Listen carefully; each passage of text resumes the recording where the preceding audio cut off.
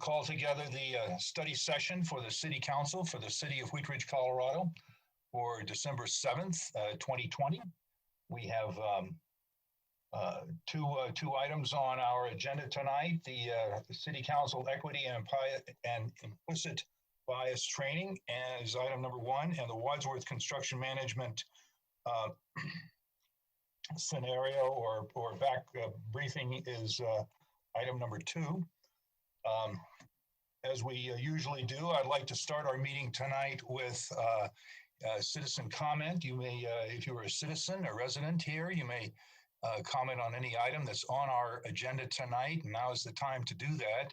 On the Zoom format, we will, if you will raise your hand, and that we will call on you and bring you into the meeting. And the raise your hand function is in the middle of the screen in the participant. If you click on the participant icon at the bottom of that next screen, you will find the raise your hand function. And or you may call in and we will bring you into the meeting. So I'm going to go to Mary Ann to see if Ms. Schilling, to see if we have anyone with their hands raised that would like to speak at tonight's meeting. Mayor, we do not have anyone with their hand raised. However, we do have one phone that is logged in, so I will unmute and see if they are interested in chatting. Okay, if you are on the telephone and would like to comment on today's or tonight's agenda item 1 or 2, now is your opportunity. If you would like to, please unmute yourself and speak up, and we'll bring you into the meeting. Or if there's anyone else that would like to join us on the Zoom format, please use the raise your hand function. Anybody new, Ms. Schilling? Give it one more pass. No, there's nobody new. Okay, then we will close our citizens' right to comment. Oh, Ms. Hoppy? Sorry for the interruption, Mr. Mayor. I would hope that we could, Councilor Nosler-Beck is trying to get in. She's having issues linking in. So I hope that we can hold for just 2 seconds before we move on to the topic so she can join us. We certainly can. Thank you for bringing that to my attention. We'll sort of mark time for just a minute or two and hope that she's able to join us for the next agenda item. Mr. Mayor, we do have a hand that is raised now. Okay, we'll go ahead and take that comment. If you would like to introduce yourself, please give us your first name and your last name. And if you would spell your last name and give us your address, then you'll have 3 minutes to comment tonight. And our Mayor Pro Tem is our timekeeper. Hi, it's Val. I'm just trying to get into the meeting. We're glad to recognize you, to be here. Thank you for joining us. Are you able to get in now, or are you going to join us on the telephone?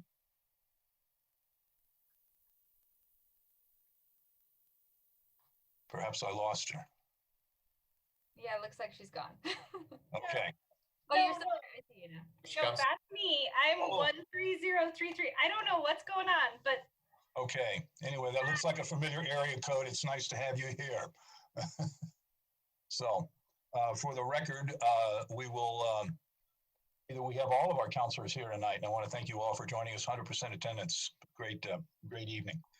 So let us go to our first item. This is our City Council Equity and Implicit Bias Training. We have a special guest with us tonight, and I'm going to go to Mary Ann Schilling to introduce our guest and continue on with this item. Great, thank you. Good evening, Mayor and members of City Council. I'm Mary Ann Schilling, Assistant to the City Manager. Tonight we have Dr. Rosemary Allen here to facilitate an implicit bias training with City Council. You may recall that in September, City Council provided consensus to move forward with this training as part of its larger effort to address race and equity in the community. The goal of this training, as proposed by Wheat Ridge for Equity, is to understand and recognize patterns of thinking that perpetuate discrimination and to mitigate personal biases. The process agenda for this evening has been provided in your council packet. The facilitator this evening, Dr. Allen, is currently an associate professor in the School of Education at Metropolitan State University at Denver. Her classes are focused on ensuring teachers are aware of how issues of equity, privilege, and power impact teaching practices. She has experience training police departments and is considered a national expert on implicit bias and culturally responsive practices. So I'll now turn it over to Dr. Allen to begin the training. Thank you all so much, and thank you for being here. I'd like to also thank you for your amazing work, especially your work around race, racism, and bias. I am going to get started. Thank you, Honorable Mayor and City Council meetings, for just taking your evening and being open to this conversation. So tonight, we're going to be talking about implicit bias and microaggressions, and just some basic meeting norms. One is to exhibit respect, empathy, and compassion. And this is in everything we do, not just for this meeting, and to assume positive intent, and to practice what we call soul and education. And that is, before you say anything, before you respond to that kind of gut level response, is to be silent, observe, understand, and listen. And listen for understanding. And above all, be nice, be kind, and speak the truth in love. This conversation is sensitive. I don't believe in shaming or blaming or any of that. I believe we're all in this together. You're going to learn a lot about me tonight, because I share. And I share the good, bad, and ugly, because I think there's power in telling our stories. I don't ever present myself as the perfect anti-bias, anti-racist person, because every day I learn, and almost every day I make a mistake and I take corrective action. So as we go through this conversation, I'm going to ask you to stay engaged. And that means to remain morally, emotionally, and intellectually engaged in the dialogue. And I may say some things that cause you to experience some discomfort. And it's inevitable. Just stay there and experience that. Just make a commitment to bring issues to the open. Feel free to ask me any questions at all. Speak your truth. So be open about your thoughts and feelings, and not saying what you think other people want to hear. That's where the growth occurs. And we're not going to solve all the world's problems today around race and equity. So expect and accept non-closure. And this can be really tough, because so many times we want to fix it. And especially people who are in positions of power, you enter these positions because you want to make a difference and you want to fix things. But this will be a process. So let's talk. Let's talk about, first, implicit bias. And this is a tough one, because we really believe that we see and treat everyone as equals.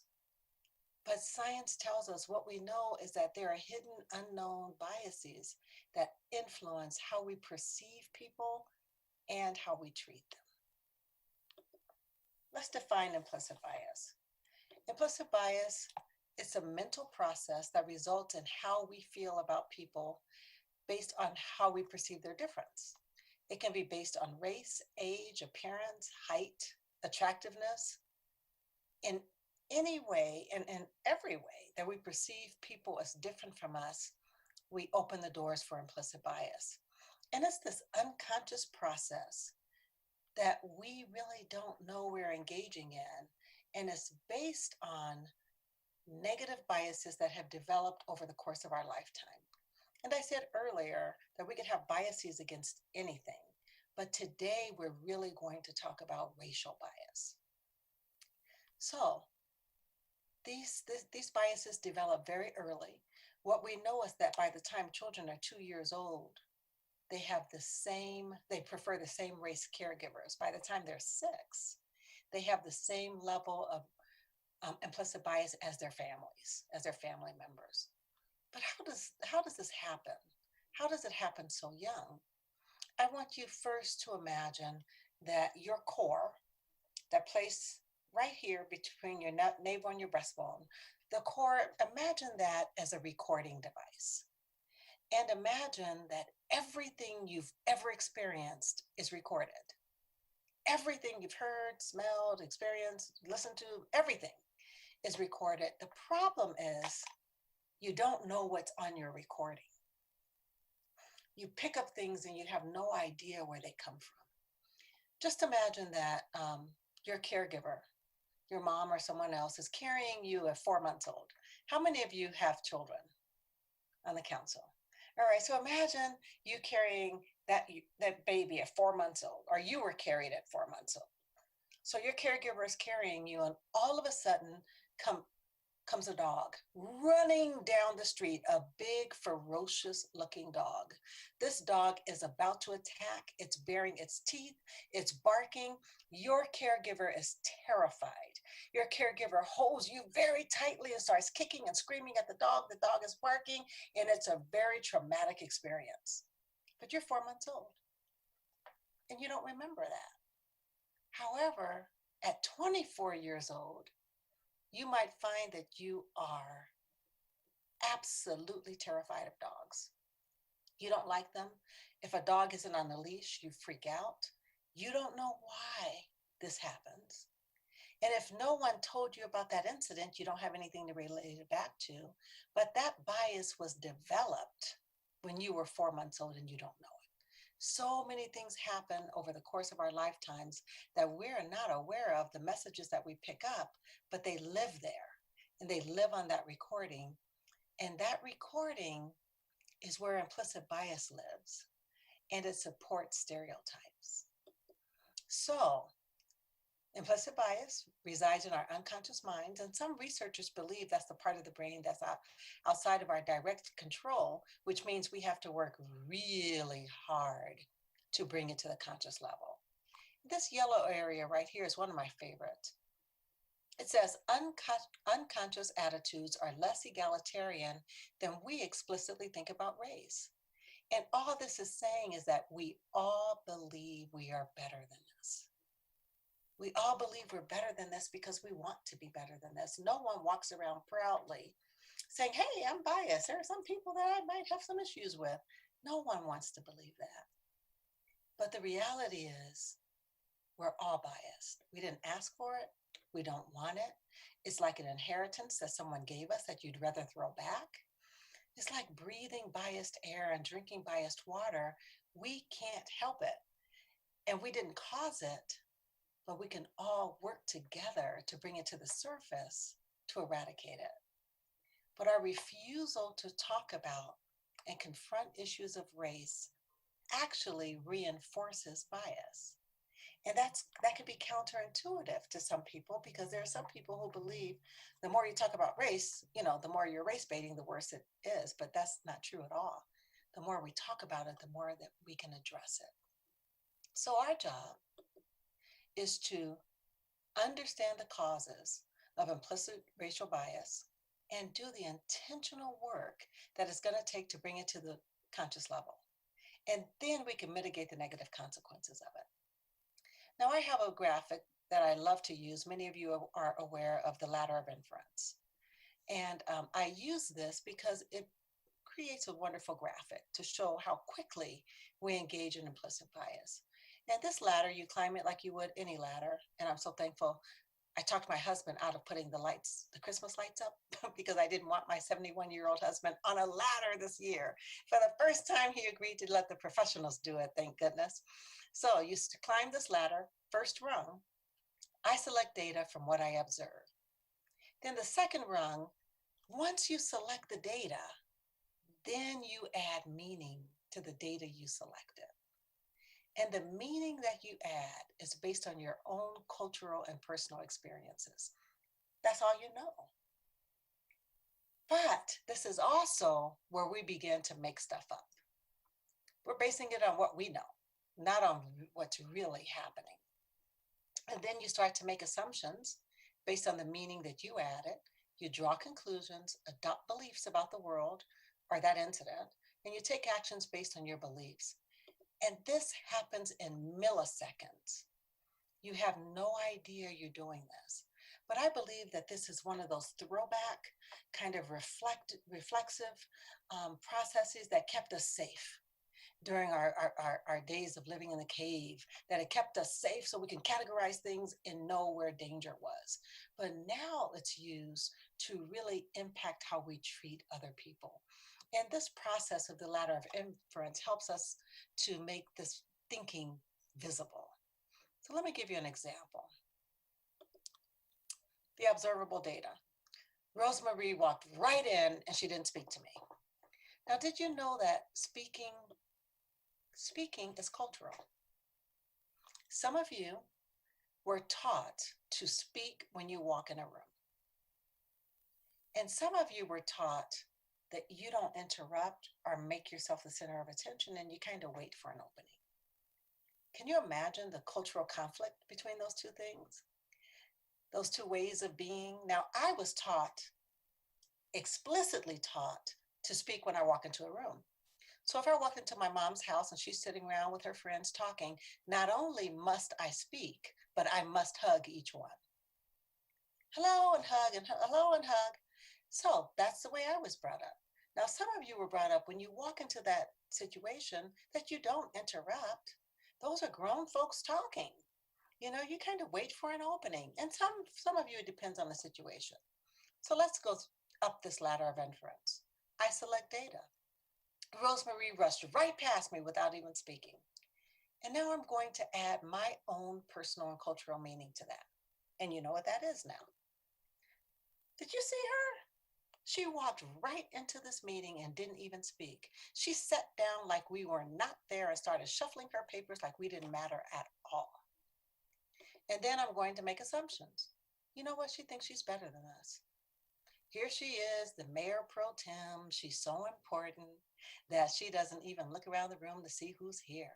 Not that you really do that, Mayor.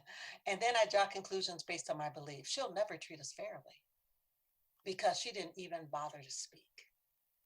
Can you see the cultural disconnects and how fast we can go up that ladder? Now, how many of you were taught to speak when you walk in a room? And how many of you are like, no, you kind of make yourself small and you don't see? So imagine the conflict that can occur when someone walks in and they don't speak. It's amazing to me. I can tell who was raised which way by the way they enter meetings late. Those who were raised to speak when they walk into a room, even when they're late, even with their Starbucks, they can't walk in and just go sit down. They're like, all of that. And those who are raised to just make themselves smaller and to be quiet and not interrupt, they look at you like you're crazy. Like you're already late and now you're going to walk in here and make a scene and start waving at people. So be aware of that. Let's use another one. You select data. Oh gosh, this staff member, this council member, this person is always late. We're going to talk about cultural time later. This person's always late. And now you're going to add your own personal and cultural meaning. Now, some of you on the council, being on time means being 15 minutes early. Some of you pride yourselves for getting there right on the dot. You sit there on that Zoom meeting and you wait till 11:59, and as soon as it turns 12 o'clock, you press that button like, yay, I'm on time. And then there are some of you who figure, it said 9, but 9-ish, as long as I get there 5 or 10 after, I'm good. So just imagine the cultural conflict. So this staff member is always late. And this is a person who 15 minutes early is on time. So they said they have no respect for my time. Because the person who believes that on time is 15 minutes early, they expect at the strike of 12 for that meeting to start. Because they've already been there 15 minutes. So if you come in 5 minutes late, they've been waiting 20 minutes. You see why that could be an irritant? So that person has no respect at all for my time. And then I'm going to make assumptions. I don't think they're taking this job seriously. Or I don't think that they really want to meet. Do they know how important my time is? And then you draw conclusions based on your belief. I'm not sure they're going to be successful in this position. I'm not going to invest that much time in them because they didn't even respect my time. And I just don't have time for this. And we go up that ladder just like that. One more example. Observable data. They didn't respond to my idea. You ever plan your wonderful idea? Any of you come to city council ready? You've been planning this idea, just how you're going to present it. You just can't wait. And then it falls dead. No one pays attention. Like, oh, okay. And then you add your own personal cultural meaning. Oh, I know why they didn't respond. It's because I'm a woman. That's why. You know what? You make assumptions. The voices of men are valued over the voices of women here. You know what? I saw them. I said that, and then the minute a man said it, then all of a sudden it was a great idea. And then you draw conclusions. This place is sexist. I'm not going to bother working hard because it's not going to be recognized anyway. Do you know you go up this ladder 3 or 4 times a day, depending on who you talk to, who you meet, how you meet them? Not only do you go up the ladder with the people you work with your constituents, you go up the ladder with the people you live with. How many of you say, yeah, I can see that? You know, it depends on how you feel, what mood you're in. We got a new puppy. My husband he measured the crate that we have because we wanted one upstairs, went to PetSmart, and came back with a smaller crate. I went straight up that ladder. Did you forget you measured it? What was wrong with you? Why couldn't you? You know, all of that. You just didn't care. You got there and you didn't pay attention. You must have forgotten your list, whatever. But I didn't confront. I just said, oh, this one's a little smaller. He goes, you know, I was thinking that the other crate might be too big for him as a puppy. And I read that you need to separate it so they don't think they can, you know, eat there and toilet there. And it made sense. But again, we go right up that ladder. The reality is we are all biased. Even you, even me. I have been doing this work for years. And Valerie has heard this story, but I'm going to share it with you because I believe in storytelling. But my most shameful and difficult to reconcile with incident of implicit bias happened a few years ago. It happened in Washington, D.C. My son was attending school there. He was at Howard University. Anyone familiar with Washington, D.C. in that area? So you know, historically, that area around Howard was historically a really dangerous area. So we live here in Lone Tree, and I mean, this is a place where you rarely lock your doors. The police department had to send out a bulletin last year that said, please stop leaving your purse on the seat when you go to Safeway. I mean, you just really feel very, very safe here. And my son grew up here, and he never had to worry about his physical safety or anything like that. So when he went to Washington, D.C., we were terrified because he just didn't know the big city. But he did very well. And on the university campus, it's just a cocoon of safety. It's amazing. But between his sophomore and junior year, he wanted to move off campus. Scary. Now, implicit bias is bound to show up at times of stress and fear. Those are triggers, stress and fear.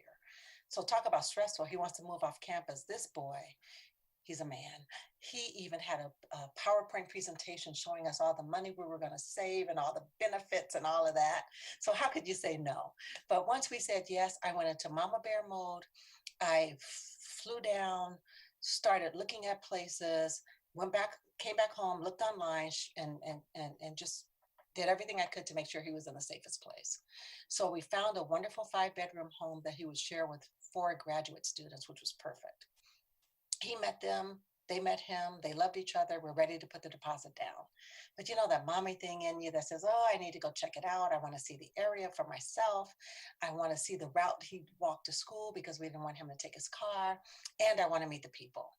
Now, I have something called sensory integration processing disorder, if you've ever heard of it. And it's the way that your body takes in sensory information, makes sense of it, and uses it. So for instance, if you had a ceramic stovetop and you walked by it, you don't see that it's on, but you can feel the heat. You know what I mean? So if you walk by this stove and you feel the heat, your brain takes in that information and says the stove is on, and then you move away from it. That's the way sensory integration works. Anyway, the way that shows up for me is the way I get lost. Now, when I get lost, I get really lost. I mean, hyperventilating, disoriented, don't know where I am in space. Don't tell me the mountains are on the west because that makes no sense to me. I'm just lost in space. That'll make sense in a minute. But anyway, I get to DC, put the address in my GPS, And I'm driving to this house. And I know I'm in the right place because right as I'm about to turn left, I see the pink house. So this is the right street. Yay, I made it. I turn left, I pull up, and I'm just about to pull in to park in front of the house. And as I pull in to park, I look over, and standing on the porch of the house next door is a Black man, a very large, rather dark Black man. He has on jeans and a white t-shirt. He wasn't sagging because he had a belt on, but his pants were down low. And I took one look at him, and my first thought was, this place is too dangerous. My son cannot live here. And my second thought, now this is in milliseconds, my second thought was, I hope the housing office is open because I have to go get his dorm room back. And my third thought was, what the heck just happened? I caught myself. What happened? And then all of this self-talk. Did you just look at a Black man and decide this neighborhood was too dangerous for your Black son? And what was really troublesome is that Black man literally looked like my husband, literally. I just couldn't believe I did it. And I'm just confused, you know, that kind of disorientation. Like, I just looked at this Black man. This is what I fight against. This is my life's work.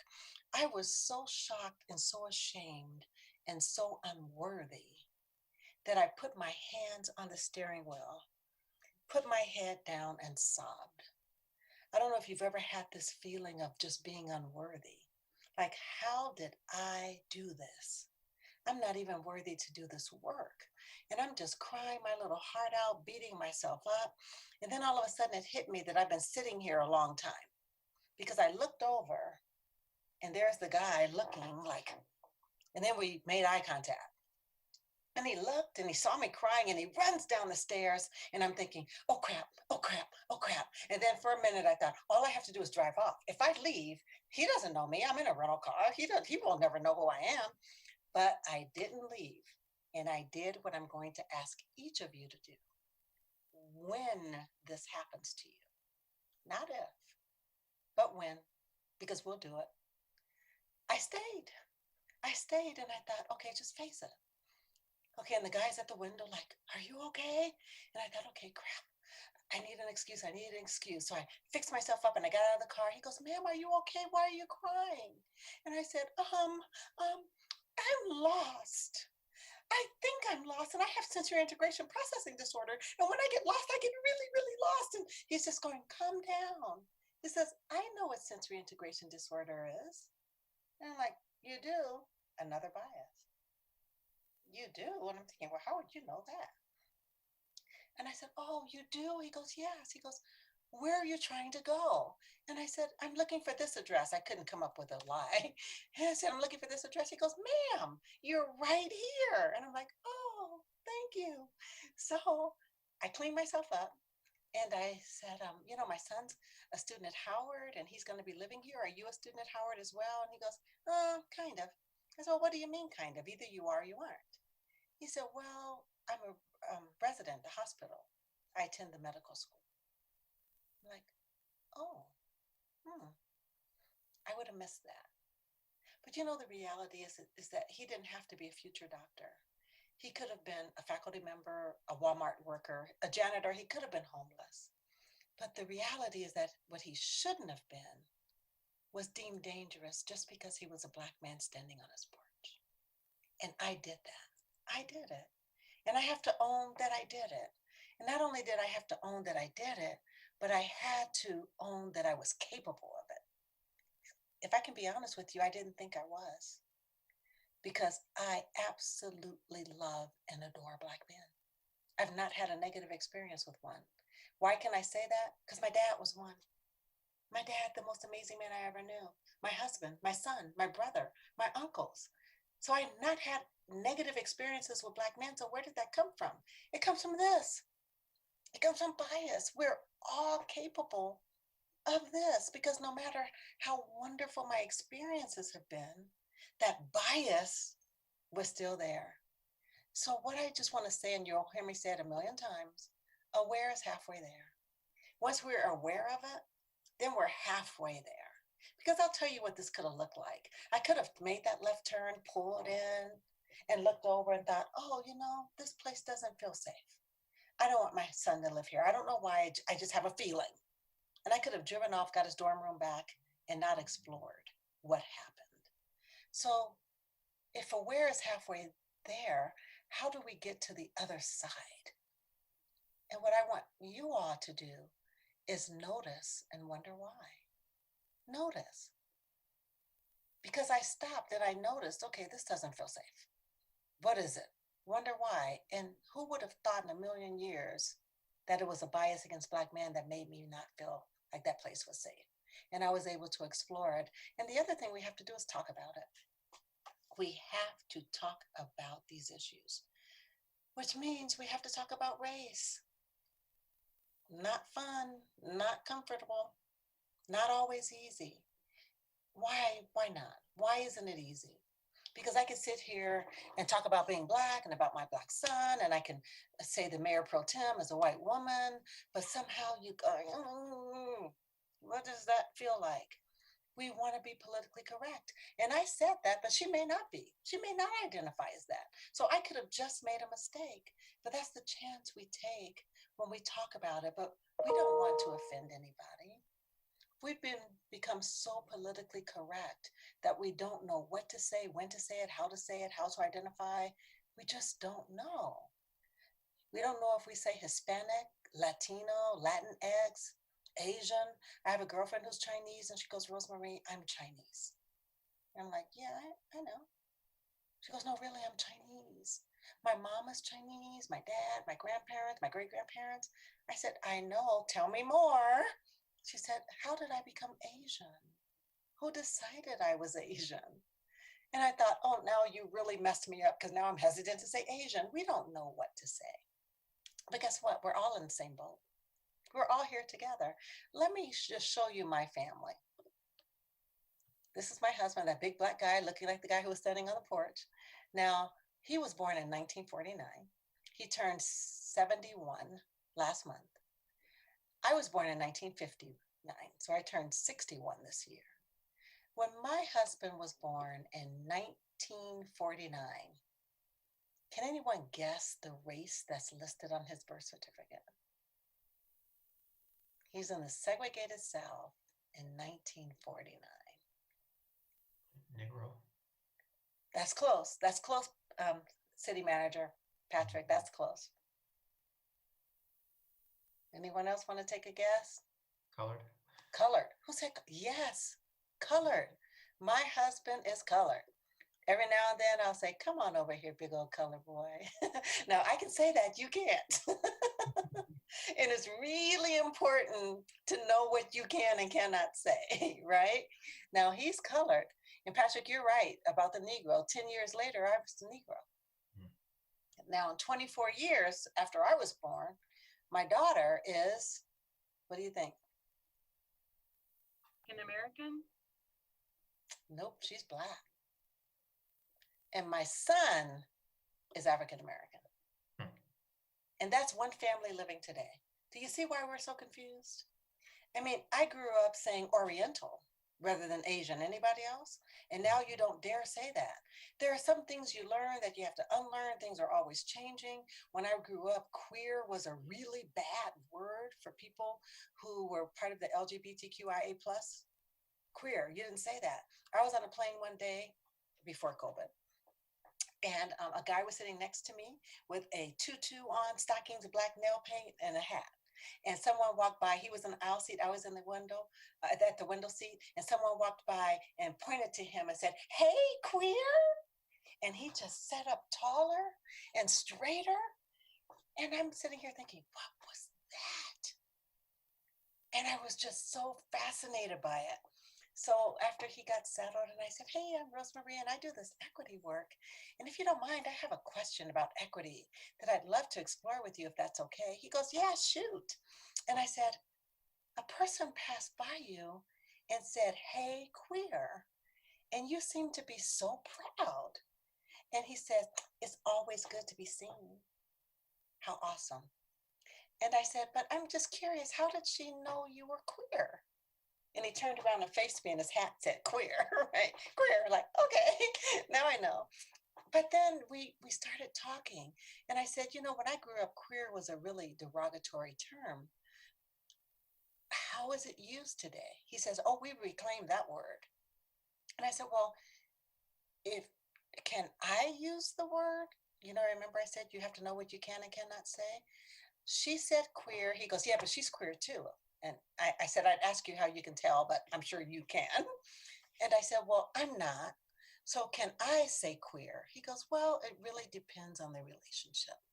If you have a close relationship with someone, then you can use that word. But we were able to talk about it. So we have to be able to talk about these things, but you also have to have a relationship or establish, even in the few minutes we're sharing the same role on an airplane, establish a level of trust. But we don't know what to say. And when we talk about race, it feels personal too. It's scary. If you're white, you feel like you're going to be blamed. All that white shame that you are the reason, especially white men, you're the reason for all the ills in society today. Everything is because of you. Or you're afraid, if you're a person of color, that you'll be accused of playing the race card. You know, oh, here you go playing the race card. And people get really defensive. I had someone say to me, Rosemary, you know what? I didn't own slaves. She said, I've never been a slave owner. I said, that's great, because guess what? I've never been a slave. So somehow we've inherited all of this. So what do we do about it? It's not your fault. It's not my fault. What can we do? And what we can do is talk about it. We can't pretend like it doesn't exist, even though many of us were taught not to talk about race. Many of us were taught not to see race, but to see the character of a person. And if you're taught that way, talking about race could be very, very uncomfortable. And then we want to engage in these colorblind policies. I don't see race, I just see people. I'm an educator, so you hear teachers say, I don't see race, I just see children. But you know what? We see race. To say we don't see race is just a bald-faced lie, because every one of you noticed that I was a Black woman when you logged onto Zoom. You notice. It's perfectly okay to notice. It's not okay to treat me differently in a negative way because of it, but you can notice. I mean, I noticed the blondes and the grays and the beards and the balds, and you notice. And there's nothing wrong, because that's the beauty of diversity. It's okay to see people. So when we engage in colorblind ideology, then we don't address issues of equity. We can pretend like all of the data that we have is not really true. And then we promote this fallacy or this illusion that people are beyond bias and racism. That's not real. And then we could ignore the disparities, and then we can blame all of the ills on people in communities of color. And that's what we can't afford to do.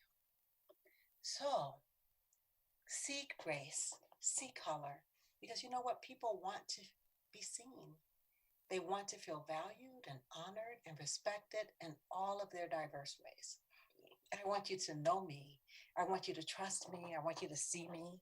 I want to be able to talk about my experiences and your experiences. That's really important. But if you say I don't see race, and I say, you know, council members, I have to tell you, I had an incident the other day. This actually happened to my son not long ago. His what do you call it? Headlight went out in his car. He calls and goes, Mom, my headlight went out, and I think the auto shop is going to be closed before I could get there. And it was dusk. And I said, well, son, where are you? And he was leaving work. And I said, do you think you can make it home before it's really dark? He goes, I don't think so. And I said, well, just park your car, and your dad will, help you get the headlight repaired tomorrow. He goes, well, I was about to go to my girlfriend's house. I said, no, park your car. If you go to your girlfriend's house, take an Uber.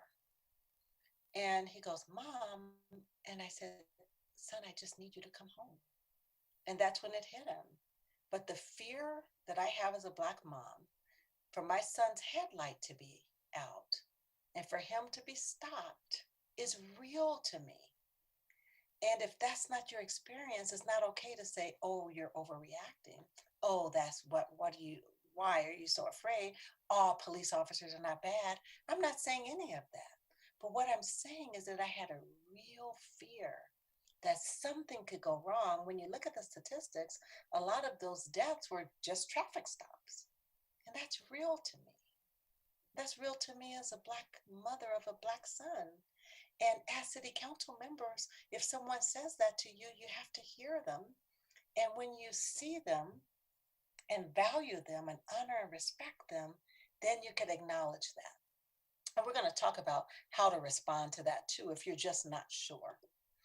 But not only must we not be colorblind, we can't be culture blind.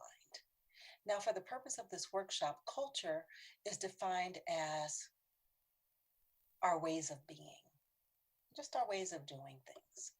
So, first thing is culture, everyone has one. Now, in the 1980s, when we began to talk about diversity and multiculturalism, we made a huge mistake because we defined everything as diverse and multicultural and left white people out. I think that's why some of those initiatives failed, because white people cannot see themselves in the multicultural and diversity talk. When we talk about diversity and inclusion, it includes everybody. And what happened when we left white people out of this discussion, they started to believe they didn't have a culture. I had a student, because they have to identify their culture and everything. She goes, Rosemary, I'm just white, baseball, apple pie, that's it, that's what I am. But we're all cultural beings that's not tied to our race. For instance, I'm just sharing this, I'm not pushing it on anyone, but I'm a Christian and I was taught to be evenly yoked, which means to marry another Christian. And I did. Nobody told me what kind of Christian to marry. Now, I grew up in a Holy Ghost, Holy Roller, Pentecostal, hallelujah, thank you, Jesus, stand up and shout church. And then I married an Episcopalian. Oh my, talk about cultural differences. Oh my goodness, I remember the first time I went to church with him. First shocker, they started at 9 and ended at 10. Holy moly, never saw that before in the history of all my church going. And then they were quiet as church mice. I mean, nobody talked. The minister said something I agreed with, and I went to raise my hand and say, amen. And my husband put it down, like, no, not here. Like, and then I said, well, when do you pray? And he goes, honey, we prayed. Remember the Book of Common Prayer? It's like, oh, you read your prayer. He comes to my church, the pastor might get some holy oil, put it in the middle of your head and push you back and hallelujah you into heaven. Cultural differences, even in religion. So everyone has a culture, it's their way of being. White people must recognize they too have a culture, our ways of being. Even culture is how you celebrate Christmas that's coming up, if you celebrate. Do you go to midnight mass? Open your gifts at midnight? Does Santa come the next morning? You open your gifts? What kind of food do you eat? Do you celebrate Hanukkah or Ramadan? And it's just the way we are. And when we recognize ourselves as cultural beings, then we can avoid othering people. I'm normal, they're other. Our ways of being are acceptable across the board. So let's talk about our culture. What is it? It's our beliefs and our perceptions, our personal identities, and our cultural practices, how we are, what we celebrate, how we celebrate, what we value. Let's take a quick look at this. And some of you may be familiar with the iceberg theory of culture. And this is very similar, but Zaretta Hammond, who wrote the book Culturally Responsive Practices in the Brain, she encouraged us to use a tree because a tree have roots run deep. And when we think about a tree, they have leaves, and we're reminded that leaves change, they die, they fall off, they're renewed, because culture is static. So here's my husband, this Episcopalian, here I am, Pentecostal. So we've been married a long time, 35 years or so. How do we now use religion? How do we practice religion in our home? And we found the AME church, the African Methodist Episcopal Church. It had parts of his upbringing, parts of my upbringing, and now we have a whole new cultural practice. And it's so funny because my children were raised in the AME church, and when they go other places, it's like, they didn't do, because we're really rigid, the summary of the Decalogue and this and that and blah, blah, blah. And say, they didn't do that part. They didn't do that part. It's like, people celebrate and worship differently, but cultural is static. But we're comfortable with this kind of surface culture. We're comfortable talking about the way people dress and the music and the food. But then we have that surface culture. Then we have the shallow culture. And we rarely talk about this level of culture. And these are things like concepts of time. Remember, we talked about how some people perceive time earlier? Time is cultural. There are whole communities that do not see time the way that Americans see time. There are people who believe that time is relational. Has anyone ever gone to like a Muslim wedding, Afghan, like from Afghanistan? If the invitation says 6, don't bother getting there till 7:30. It's just not going to start on time. Have anybody ever been to Hawaii? Anyone? You notice island time? I remember trying to get a Diet Coke at Burger King in Hawaii. It took 25 minutes. No kidding. Anybody from the South? Alabama, Georgia. These are people who are not going to speed up for you. I went to Columbus, Georgia in a hurry because I snuck out of the house to go get something from McDonald's because I didn't like the food. And I raced into McDonald's. Hi, may I have a cheeseburger, Diet Coke, and large fries? The lady goes, hey, how you doing? I said, I'm fine, but I need a cheeseburger, Diet Coke, and large fries. She goes, you're not from around here, are you? I said, no, ma'am, I'm not, but I'm in a hurry. Can I have that cheeseburger, large fries, and Diet Coke? She goes, well, where are you from? They want to talk to you and hear an answer. Time is different. It only took me a minute or two for me to realize that she wasn't going to speed up for me. And I slowed down to her. But concepts of time, you may work with communities, and especially communities of color, where time is relational. You ever work with some people who are always late, who never apologize for being late because they don't think they're late? Just like some of you are 15 minutes early because you think that's on time. These people are 15 minutes late and still feel they're on time. 9-ish. You didn't mean 9. You know, as long as I get there before 9:15, I'm still on time. And some of you are probably wondering, how so? Let me give you an example. How many of you drive down I-25 and you see that speed limit that says 65? How many of you believe with your whole heart that you can drive 70 before you should get stopped? Some of you believe you could drive 80. So in that case, 65 doesn't mean 65. It means 70, and for some of you, 75. The same way for some people, 9 o'clock doesn't mean 9 o'clock. It means 9:10. So if the police officer stops you and you were going 70 and the speed limit said 65, you would be very upset. Officer, are you kidding? I was going 5 miles over. Are you kidding me? That's the same way people feel about time. Really? I got here at 5 after 9 and you're saying I'm late? I'm not late. I'm 5 minutes late after. So keep that in mind next time you're working with communities that seem to be late. Personal space. Some people share and some don't. Some people have a military background and this is mine and this is yours and don't touch mine because it belongs to me. And then some people are from families that are very cooperative and they share everything. I married a guy from the military family. I'm from a family of 8 kids. We didn't own anything, nothing. So when he said, when our first 3 months of marriage, he goes, why do you always hang your towel on my side of the rack? I'm like, we have sides? I didn't know we had sides. Okay, tell me which one is your side. I mean, just a whole different orientation, personal space, rules of conduct. How do we behave? Facial expressions. How many of you have that mom who can give you a look from across the room and you know to stop? Yes, and nonverbal communication. Then at the roots, we rarely talk about habits and assumptions, understanding our values, our judgments, the nature of friendships. Friendships are serious. You may have constituents who really believe in fictive kinship. That's strong in my family and culture. All of my best friends are my children's aunties. And they're my best friend's children, and my children are cousins. And that is such a strong belief they can never date or marry. So if you have someone that comes in and she goes, well, my auntie and this is my cousin, and you're trying to figure out how they're related, don't worry about it. You won't. Because if this is what they practice, it's all over the place. It's the same way with blended families. Some blended families family members call their parent step-parent or stepsisters, and some don't. Or what about families who have different fathers, half children, half siblings? You call people what they call themselves.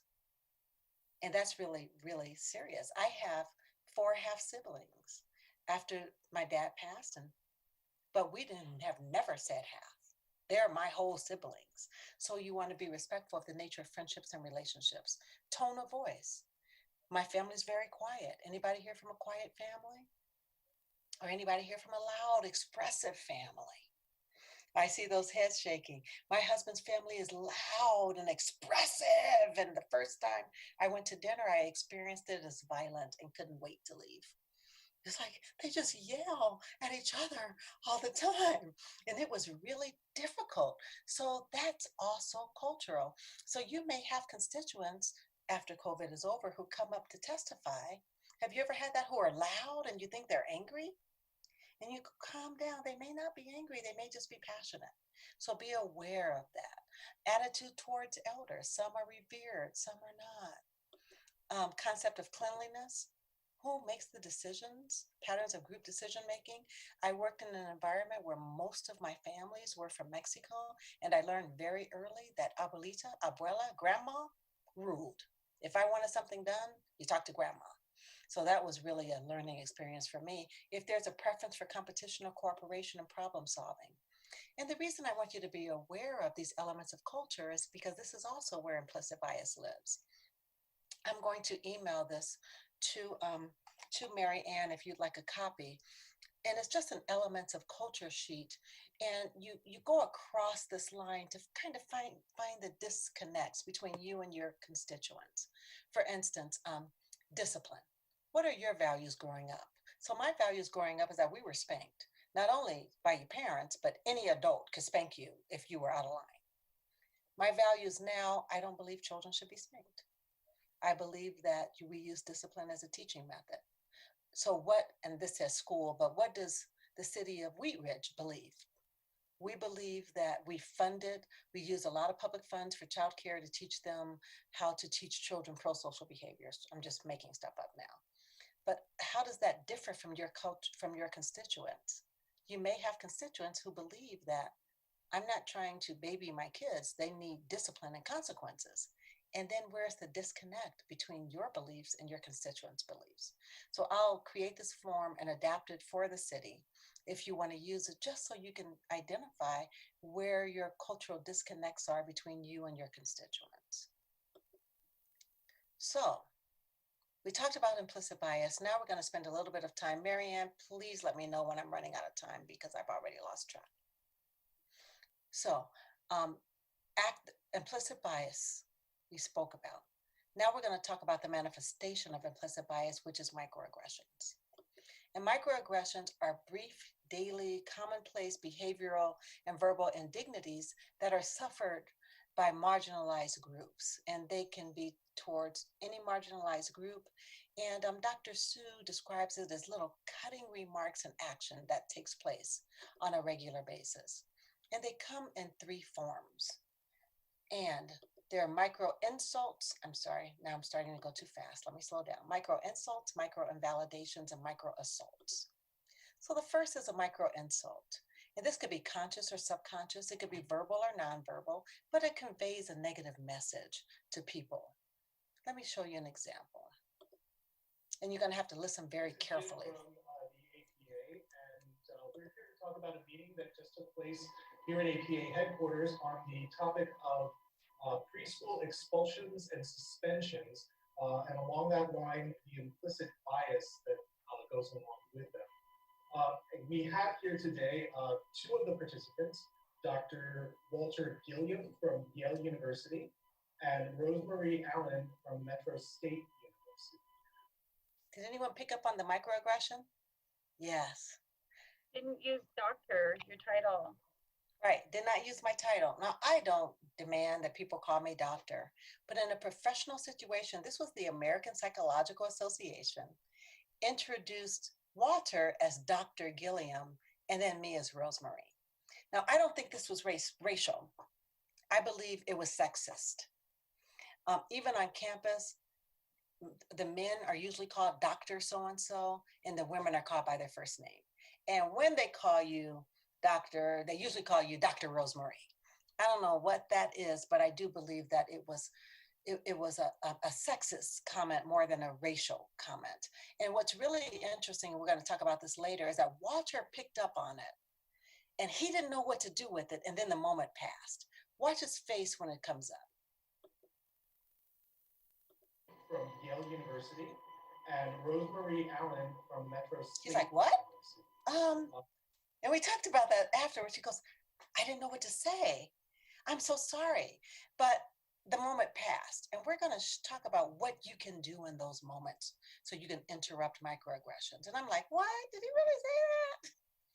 And then you have the micro invalidations, and these are dismissive statements of a marginalized person's expressed feelings about an action that they felt was discriminatory. So that's like if a person comes to you and say, Councilman, I don't feel safe in this neighborhood because I'm always teased, or I'm always told that I don't have a right to speak Spanish in Wheat Ridge, and I don't feel safe. A microaggression would be if you say, I don't believe that. That's dismissing that person's expressed feelings about being discriminated against. And I'll tell you, this is one of the most common forms of microaggression. And I believe our dismissive statements are not intended to hurt, but I believe that we don't want to believe it. You don't want to believe that anyone in your community would treat people this way. So we say things like, are you sure? Are you sure it's because you're Black? Are you sure it's because you're a woman? Well, maybe they wanted to talk to you and didn't understand the language, and we make all these excuses. I'll just give you a tip. If you hear this, fight that urge to dismiss it. And then you can say, I'm sorry that happened to you. That's one of the best responses. That doesn't mean you believe it or support it, or I'm sorry that you feel that way, or I can't imagine what that must be like, rather than dismissing it. Because I'll tell you, by the time a person says something is racist, they have gone through a lot in their heads. I mean, this is the self-talk you go through. Did they just do that? Did they say that? Well, maybe they didn't say that. Am I being sensitive? Maybe they meant something else. Surely they're not ignoring me because I'm Black, but I see everybody else being waited on in here. I wonder why they haven't waited on us. Those 3 couples came in after us. Is it because we're the only Black people in here? I'm not sure if that's the reason why. I'm just going to wait and see how they treat the Hispanic couple over here. You go through all of this process of elimination. So by the time you say, they didn't treat me well because I was Black, you've already doubted yourself. And what you need at that point is to be heard. That just heard. Oh my gosh, that couldn't have felt good. I can't imagine what it felt like to be there 20 minutes and other people were taken care of before you. So be careful not to engage in that. Here is an example. Won't see here the sculpture Scaffold, a piece representing historic executions sanctioned by the U.S. government, including the hangings in Minneapolis of 38 Dakotas at the end of the tribe's war with the United States in 1862. Native American leaders protested the sculpture's inclusion, leading to the museum's decision to remove it. Is that caving to public pressure because you're worried about that publicity? No, I think it's being responsive to the Dakota community here and what it represented. So the microaggression, did you cave in to public pressure?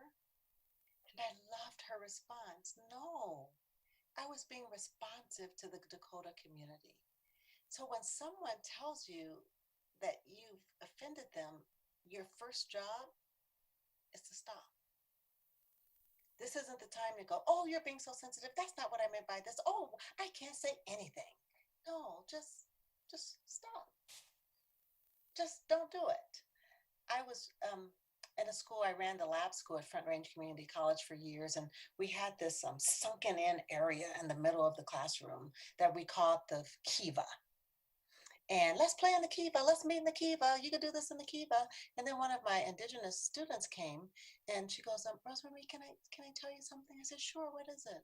She said, the kiva is a very sacred place for my people. And every time I hear you say, let's play at the kiva, it's just, I have a visceral reaction to it because it just feels so disrespectful to this holy, sacred place for my community. I said, thank you so much for letting me know. We're going to have a class meeting. I stopped everything. Hey everyone, let's come over here and meet in a circle because I just learned something new. What, teacher? I just learned that a kiva is a place where indigenous people, Native Americans, consider it very holy and very sacred. And we shouldn't call this place a kiva because do you think it's holy? No. Do you think it's sacred and special? No. Then we need to find a new name. And my challenging student, Connor said, I got a name. Well, what is it, Connor? Let's call it the pit. From that moment on, it became the pit. No questions. How easy was that to just call it something else? So when someone tells you that there's a microaggression, just stop. It's like, anyone here have a name that's hard to pronounce, that people always mispronounce or shorten? Yeah, so I'm Rosemary. That's my name, Rosemary. And I really don't like it when people call me Rose, because that's what my dad called me. You know, what my aunts and uncles called. And you call me Rosemary. That Rose is for my family. And I'm just shocked at how people would get upset. I say, oh, hey, Rose. It's like, well, actually, it's Rosemary. I'm like, well, I didn't mean anything. It's like, me either. Just like you know what my name is, you know? So we want to be careful of that. So a micro assault, this is the third type of microaggression, and this is intentional. This is meant to hurt and meant to cause damage. This is when you call people derogatory names, when you use slurs against people, or when you make them feel that harm is going to come to them as well. Threats. Here's an example. Some of you have seen this. Please stop. Sir, I'm asking you to stop. Please don't come close to me. Sir, I'm asking you to stop recording me. Please don't come close to me. Please take your phone off. Please don't come close to me. I'm taking pictures. Call the cops. Please call the cops. Please call the cops. I'm going to tell them there's an African American man threatening my life. Please tell them whatever you want. And that's when you get to the brunt of the assault. It was bad enough, I'm going to call the cops. But the intentional harm is, well, I'm going to tell them an African American man threatening my life, because she knew the danger of calling and saying a Black man is threatening me. It ups the ante. Now all of a sudden it's escalated, and that's the harm and danger of a microaggression. And there's a fine line between a microaggression and a macroaggression. Just being aware of that. I do want to say to you all that there are some movements to not use the term microaggression. You will hear people talk about wounds to the heart or wounds to the soul or soul wounds, things like that. But for the purpose of this workshop and because we're familiar with it, I still use microaggressions. So, microaggressions, and this is where it starts to get a little uncomfortable, but I think that you kind of trust me a little bit now, that I'm not going to blame or shame. But microaggressions tend to occur most in what's called white spaces. So what's a white space? A white space are spaces that are overwhelmingly and historically white. Neighborhoods, schools, universities, workplaces. And these spaces have historically been perceived as off limits to people of color. They've not lived there or worked there or attended school there as often. And people of color experience acute disrespect during which they're reminded they don't belong. So what might this look like? I really don't care. Okay. Because you don't belong in this development. Yeah. Okay. What's your name? I'm not telling you. I live here. Okay, where do you live? Why would we tell you any of this? Where do you live? Where do you live? Okay, not a problem. I'm going to call the gate and have you all arrested. Okay. You do not deserve to be in here. Okay. So not only do you not belong here, but you don't deserve to be here. This may seem extreme, but it happens quite often. Like I said earlier, I live in Lone Tree. I live in a very affluent part of Lone Tree. My son has lived here since he was 4 years old. We live at the busiest corner in our development. I can't tell you how many times my own neighbors called the police on him. A suspicious Black male walking through the neighborhood. Finally, the Lone Tree Police Department and I had to work out a plan. because I just told them, I do not want my son stopped. I don't want him stopped. I know you have a job to do, but you know the neighbors are calling. You cannot be a conduit for this because they're afraid, because they don't recognize him. And I don't want my son to have this fear of walking in his own neighborhood. And we were able to work it out. But what worked better than even the agreement we had with the police, that we sent a picture, they'll know who he is. They came to know us pretty well. But we have a neighborhood watch committee. And shortly after the last time they called the police, I just replied all and said, this is Clarence. He is now 6'1". He goes to school with your children. Many of you have called the police on him because he's walking through his neighborhood. And he even said the neighbors act like they're afraid of him and never speak to him. I just thought you'd know, because we don't want him stopped by the police anymore. That was actually the last time it happened. My son was 16 at the time. I didn't tell him I did that.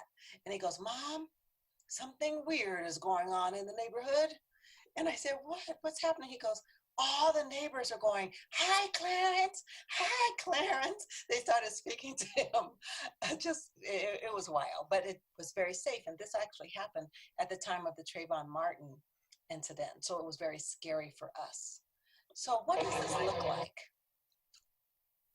We have to ask, and it says campaign, I'm sorry, is Wheat Ridge a white space? This is the question that you have to ask as council people. I don't know a lot about Wheat Ridge. Was it historically white and then became more diverse? Are historically marginalized people experiencing acute disrespect? Are you hearing those things? Are they over-policed? Are they reminded that they don't belong? And these are the questions that you have to ask. And I'll tell you, you are halfway there, because you passed a resolution. You've already said that you are going to focus on this issue. What does it look like? There are daily messages that convey some people don't belong, and it's people making fun of their names, shortening their names, mispronouncing them on purpose. I don't know if you've seen the clip. I'm on Channel 9, usually on Thursday mornings, and we did a whole session on a segment on a senator that kept mispronouncing Kamala's name. You know, Kamala, Kumala, who knows? That conveys that you don't belong here, that you're somehow othered. So that's one of the ways it shows up. Ignoring ideas by some while expressing the same ideas when expressed by others. Wheat Ridge is a historical city where people have been there a long time. You have generations of people who stay there, and you have lots of people who want to keep Wheat Ridge the same way. Do their voices have more value over other voices who may want to see development? Whose ideas are embraced and whose aren't? Do we favor some groups over others? Historically, we do. Those who have the money, those who contribute to your campaign. So we have to be aware of that. We sometimes call on people while ignoring others based on race, gender, language, class. We treat people differently because of the way they look, the clothes they wear, their hairstyles. This is so prevalent that there are 8 states in our country that passed laws that says you can't discriminate against people because of the way they wear their hair. I was a government employee for years. I never wore my hair curly like this. I always wore my hair straight because I did not want to appear too ethnic, and I didn't want people to see me in any other way than professional. Do we assign roles based on race or gender? Do we stereotype Black and Latino women as too loud, too sassy, too angry, and silence them because when they're passionate, we think they're angry? Do we misinterpret people's actions and ways of being and passion as defiant? These are the questions we have to ask ourselves. Are we creating and upholding that white space? But the bottom line is that microaggressions occur. And many times they occur in ways that are not intentional. But I want you to know that your intent does not diminish the impact. And when someone, a constituent, a family member, your child, gives you the gift of being honest with you and tell you that you've hurt them, that you've microaggressed, that you've offended them, I want you to see this as a gift. Because do you know that there are very few people in your life who will be honest with you? Very few. And especially you as council members, as mayor and mayor pro tem. The higher up you go, the less likely you are to have people who will be honest and say, you know, Mr. Mayor, that is not the best idea. You know, people are afraid. There's power there. And do you know that people will watch you have a boogie in your nose half the day and never tell you? Seriously. Think about the times you've done it. Like, oh, they need to do something about that, but I'm not going to tell them. I don't want to embarrass them, and they'll figure it out sooner or later. Most people want to know that. You know, they want to know, but people won't tell you the truth. So when they work through all of that I told you about, and are finally able to say, Val, I know you didn't mean it, but the other day when you told me that you were afraid that I would get upset because you know how Black women are, that was really offensive to me because you grouped me and I thought you knew me better. By the time I say that to Val, I've worked that through a million ways. How many times have you been on the phone with someone who hurt your feelings, but you didn't tell them because you don't want to hurt their feelings? Gosh, that really bothered me, but I don't want to tell them because I don't think they meant it. And then if I tell her she hurt my feelings, then she's going to get upset. And then I'm going to get upset. And we just don't say it. So when someone gives you this gift, accept it, but don't make it about you. How do we make it about us? I didn't mean anything by it. I'm so sorry. That wasn't my intention. You are so sensitive. And then one of the major ways is crying. Oh my goodness, that's not what I meant. I promise you, that's not what I meant. Oh, I would never hurt you.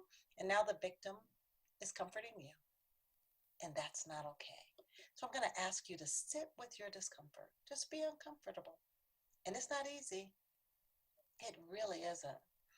Because most of us are not in this game to hurt anyone. I mean, have you ever found out you really hurt someone and it was like the worst thing ever? Like, that was not what I meant. I have a girlfriend, I have severe allergies, and I have a girlfriend whose son is allergic to peanut butter. And he had a birthday, and I sent over a cookie, an edible cookie thing, and it had peanut butter cookies in it. And she goes, Rosemaria, I'm so shocked from you because you have such severe allergies. You carry an EpiPen too. And she said, so when it came from you, it didn't occur to me to check it because I knew you are sensitive to this. I am so sorry. I had to sit with that. That could have cost this child his life. My carelessness, but I'm so thankful she told me. She could have said, oh, well, you know, Rosemary didn't mean anything, and at least she sent a gift, but she needed to let me know that I actually put her child's life in danger. And I said, you are right. I can't believe I was that careless. And I'm owning that. And now I know. And I just want you to forgive me. And even right now, I just want to cry. I want your baby to forgive me because that could have been horrible. Horrible. And I even said, you don't have to forgive me right now because it's too raw and it's too scary. Let's check back later. And of course, we got through it, but I had to sit with that discomfort. Sit with it because victims of microaggressions can be angry and defensive, have low self-confidence, develop low self-esteem. And there are studies that show that microaggressions can lead to fear and distrust. Have you ever had a constituent who just didn't trust you? That didn't trust that you would do what you said you were going to do? And it could be because, not because of who you are, but this lifetime of microaggressions. So what's going to make you any different from everyone else? So just be aware of that. But we can prevent microaggressions, especially at the city council level. So how do we do that? First, we practice cultural humility. We're smart and powerful, and you have these great positions, and you are in charge of a lot. And it could lead you to think you know everything. But cultural humility helps us to remember we don't. When I was at the state with a $90 million budget, I did consult with people about how that money would be spent, but there was one demographic that I left out that I cringed thinking about it, and it was parents. Here I was making decisions about other people's children and never invited parents to the table. Cultural humility, it challenges us to become the student, to learn about those we serve, to learn about them from a cultural perspective, suspending judgment. I call it. We have about 15 minutes. How many? 15. Okay, great. So it's the practice of not knowing. And this is what I call it. Practice not knowing. Suspend your judgment. Suspend everything you think you know and let people tell you what they want you to know from a cultural perspective. There is a teacher named Kyle Schwartz from Denver Public Schools. And she created an assignment that was the best assignment I'd ever seen on cultural humility. And it was called, I Wish My Teacher Knew. And she sent this assignment home with her students and said, complete this sentence and bring it back the next day. And these are some of the responses. I wish my teacher knew I don't have a friend to play with me. I wish my teacher knew sometimes my reading log is not signed because my mom is not around a lot. I wish my teacher knew I don't have pencils at home to do my homework. I wish my teacher knew how much I miss my dad because he got deported to Mexico when I was 3 years old and I haven't seen him in 6 years. What do your fellow council members wish you knew? Do you know some people showed up today and put on a brave face and have dealt with issues you have no idea about? Your fellow council members may be hurting right now, may have friends who have COVID, may have family members who are struggling, may have children who have opioid addiction, may have grandchildren who are suffering because they're online one day and in class the next day. You don't know how people suffer. What do your fellow council members wish you knew? And then what do your constituents wish you knew? What if I never partnered with my police department and didn't allow my son to walk down the street or throughout our neighborhood and just suffered? And then somehow transferred that fear to him. What do your constituents wish you knew? Do they feel safe? Are they afraid?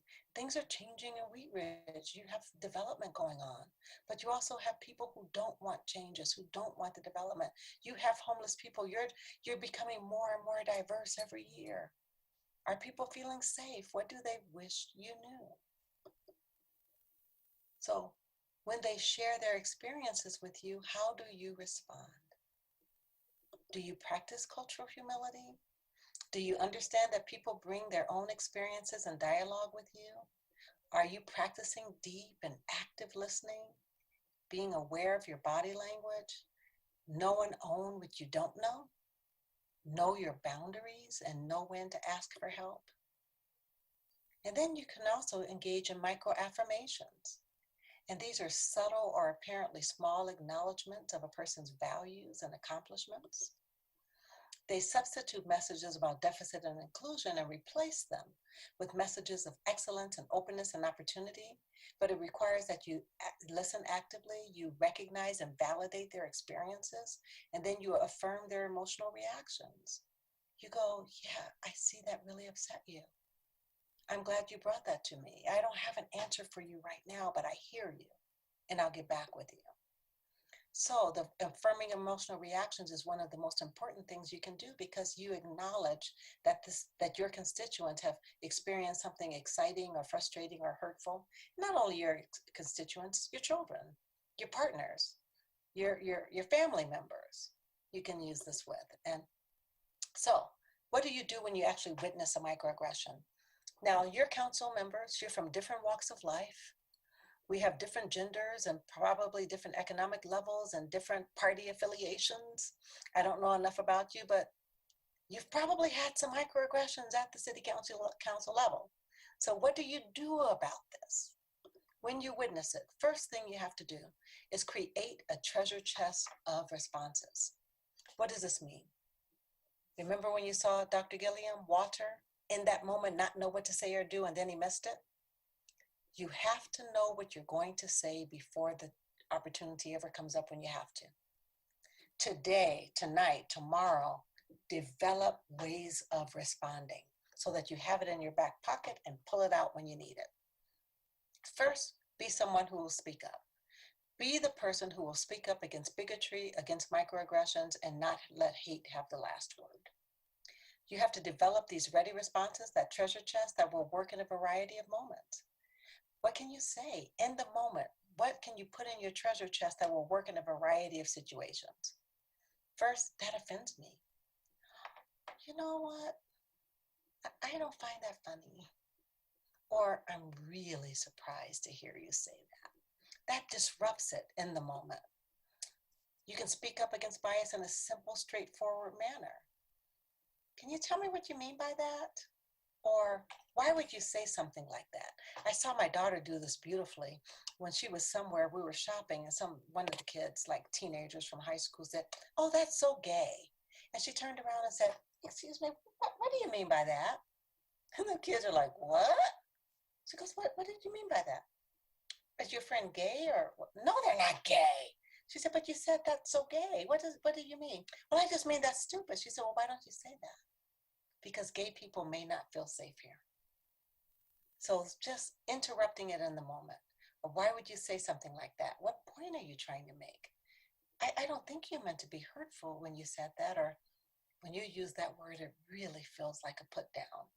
Or, we said that our meetings would be a safe space, and when you say things like that, it doesn't help people to feel safe here. I do want to say that there's a difference between calling in and calling out. You can disrupt a microaggression in the moment, but you may not want to embarrass each other at a meeting. So this is just a Rosemaryism and Rosemary suggestion, but there are times you have to disrupt it, but you can say, and you have to have the agreement if you use the strategy, ouch. So someone's talking and you just say, ouch. That's a signal to stop what you're saying. You are microaggressing, and then follow up with that person later. So just kind of think about how that's used. I actually use it in my own marriage. When my husband tells me I'm sarcastic, go figure, and I can be. But, for years I didn't see it. And then once I saw it, it's like, I don't want to be that person. I didn't realize I was that sarcastic. And we developed that strategy. I said, "Babe, when I'm coming across as sarcastic, can you just say ouch?" And then I know in that moment that I did it. And it was very helpful. And that was about 10 years ago, and we've not had that issue in a very long time. And some of the strategies now is to interrupt, speak up. When it happens, interrupt it. And then you can question, why did you say that? What do you mean? Tell me more. You can educate. Give the benefit of the doubt. Remember at the beginning, our guidelines, speak the truth in love, be kind. Because hate isn't behind all hateful speech. Sometimes ignorance is at work and lack of exposure to diverse populations. There are so many things that are changing all the time. Like my friend says she's Chinese, and how does she become Asian? Now I know not to refer to her as Asian. You're just going to make mistakes, and we have to be forgiving. So we can educate each other and talk to each other about things. I was talking to a person right before I came on the call, and he said, "Yeah, we're dealing with the Latino X population." And I said, "Oh, you may want to know that it's Latinx or Latino or Latina." He goes, "Oh, I didn't know that. No one said it. I've been using that term forever." People want to know, so you can educate. Some people don't know the negative power behind certain words, and give people the benefit of the doubt and allow them to make a change. This is something I want to impress upon you. The grace and space to grow. I'm going to make a mistake, but allow me the grace and the space to grow. To grow. Aren't we all growing? We're all in the process of becoming. No one has arrived. And although it's not your job to educate, it really helps when you can point people in the right direction. So you can echo. When someone says something, you can say, "Yeah, I understand that." And pay attention and go back to what your promise is. Make good on your promise. This resolution states that racism has no place in our city, That's a promise that you've made to the people who reside in Wheat Ridge. Stay true to that promise. Strive to be the place where all people feel safe, regardless of their race or other characteristics, and all people can raise their children to be safe. And that's really what it's all about. And then have a mechanism in place so that you know if you're fulfilling your promise. How do you know when you've met it? Are there data points you're looking at? Is it feedback? Is it a survey? How do you know when you've achieved your goal of racial equity in Wheat Ridge? And that's it for me with my presentation 5 minutes early. Thank you. Any questions at all?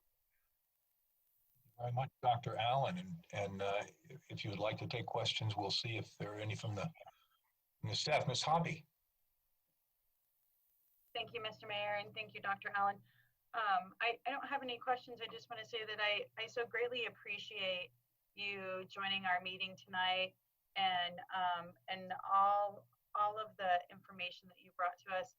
And I really appreciate all of the personal stories that you shared. And I know it's kind of hard when you're sharing your screen, you can only see some of us at a time and you have to go back and forth. But I really I hope that you saw that we were all paying attention and we just really appreciate your time. So thank you very much. Thank you. It's a pleasure. Thank you so much. And keep up the amazing work that you're doing in the city of Wheat Ridge. Absolutely. Councilmember Nosler Beck, and then Ms. Holteen. Just wanted to echo what Councilmember Hoppy said, but also I'm so grateful that we were able to do this for once.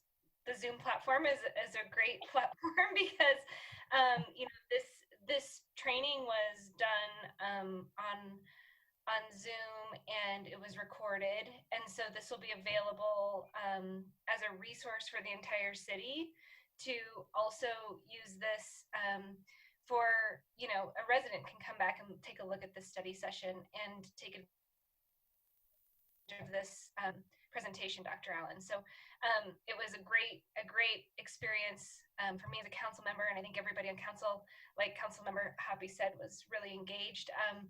But I think this has legs to it, and it can be a great resource for the entire city. So thank you, Dr. Allen. You're one of my sheroes, so it's great to have you here. So much. Rosamond, did you have your hand up? Okay. Oh, I had Ms. Holteen, excuse me. Thank you, Mr. Mayor. I want to echo thanks, Dr. Allen, for your expertise and your passion and your personal stories. It was the fastest 90 minutes that has gone by in a long time for me, and I really appreciate it. And I have a couple of things, then I actually do have a question. I want to thank my peers and city staff for getting us here. I'm impressed with how we've faced this and not shied away from it, and we've learned and grown. I've learned a lot, and I'm really grateful to be working alongside such dedicated and open and curious people so that we can serve our community better. And I want to thank our community for encouraging us to get here also. I think we're really fortunate to have very capable and dedicated people in our community who are holding us accountable for this type of process. And so this is, I have our Hollywood squares of 20 people, but really I'm feeling the presence of an entire community tonight. And I am challenging myself in 2021 to reach more people so that we can broaden our conversation.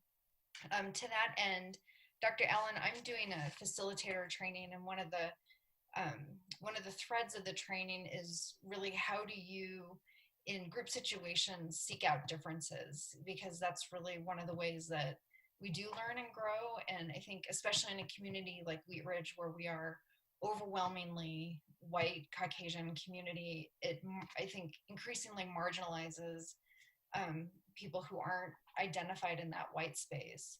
And I'm just wondering if you could speak a little bit, if it's within your toolbox, about what are some tips about establishing sort of the sense of safety so that people can seek out those differences, whether it's, from the predominant culture seeking out or from marginalized, demographics or identities, finding a sense of safety, because I just think that's so key to being able to start developing that type of relationality that's important for that type of constituent relationship. Thank you so much. I'm so sorry. I don't know the protocol at a city council meeting. Now, if I were at the state, I would wait for the mayor. Please go ahead. We're not that formal. So we're pretty folksy. I'll call on the council members just to sort of keep the questions in order, but please feel free to answer it. Okay, thank you so much. Yes, I love your question. I'll tell you my experiences. You can tell I'm a storyteller, so I have a story for everything. I moved to Parker, Colorado, out of Los Angeles, and I don't know what kind of information was shared, but within the next day or two, I received the most amazing welcome basket. Never had that happen ever. And it had all of the contact information for everything that I would need to know. I don't know if the city of Wheat Ridge does that or if communities do that, but imagine if you did that. Part of your resolution in that basket, we want to make sure you feel welcome here. Come to our next city council meeting and tell us what you need. So many times we try to figure out on our own what people need, but what we really need to do is invite them in. With your town hall meetings, wherever you are, when you're in that community, people of color in predominantly white spaces need a special invitation. Sending out come isn't going to work. It's not going to bring them there. You probably experienced that already. In their language, with their name on it, personal invitations. Go after those constituents the same way you would as if you were running for office. That personal, I need your vote. This is what I'm going to do the same thing. I need your input. Please help me go to the churches. Nothing bothers my pastor more than politicians coming during elections. They want to see you throughout the year. So go to where the people are and then ask them what they need. That's going to be the best thing. Great. Thank you so much, Dr. Allen. Yeah, that was a wonderful answer. I appreciate that. Thank you. Thank you very much. Any other questions? Council Member Weaver. Dr. Allen, thank you so much. I very much appreciate everything that you spoke about. My question, having had the same experience with the introduced as doctor or not, I have a question about that and sort of having your voice in identifying and hearing when, because I having been in that same situation, is it the job of the person sitting next to you, or is there a way that you might have spoken up and said, this is how I would like to be addressed? Because I struggle because I feel the same way you do. I don't really care what people call me, as long as it's not a not nice thing. But what it made me think about is sort of, how do we hear other people's voices, and when does one choose to be an advocate versus sort of, I also don't want to cheerlead inappropriately and call out when they don't want to be identified a particular way. I don't know if my question makes sense, but I was just thinking about it. All the sense in the world. I was so afraid of time, I didn't tell this story really quickly. I shared that clip with another doctor. I'll call him Dr. Andrews, because we were presenting together. And I said, well, this is a clip. I want to talk about it. What do you think? He goes, I'm so shocked by this, because Walter's a friend of all three of us. Right. I'm so shocked. He said, but Rosemary, I have to tell you, that has never happened in my presence. And I present with women all the time. That's never happened. And you can't force people to see it. I just said, okay. So we're getting ready to present. They said, I'd like to welcome Dr. Andrews and Rosemary Allen. Right there at that moment.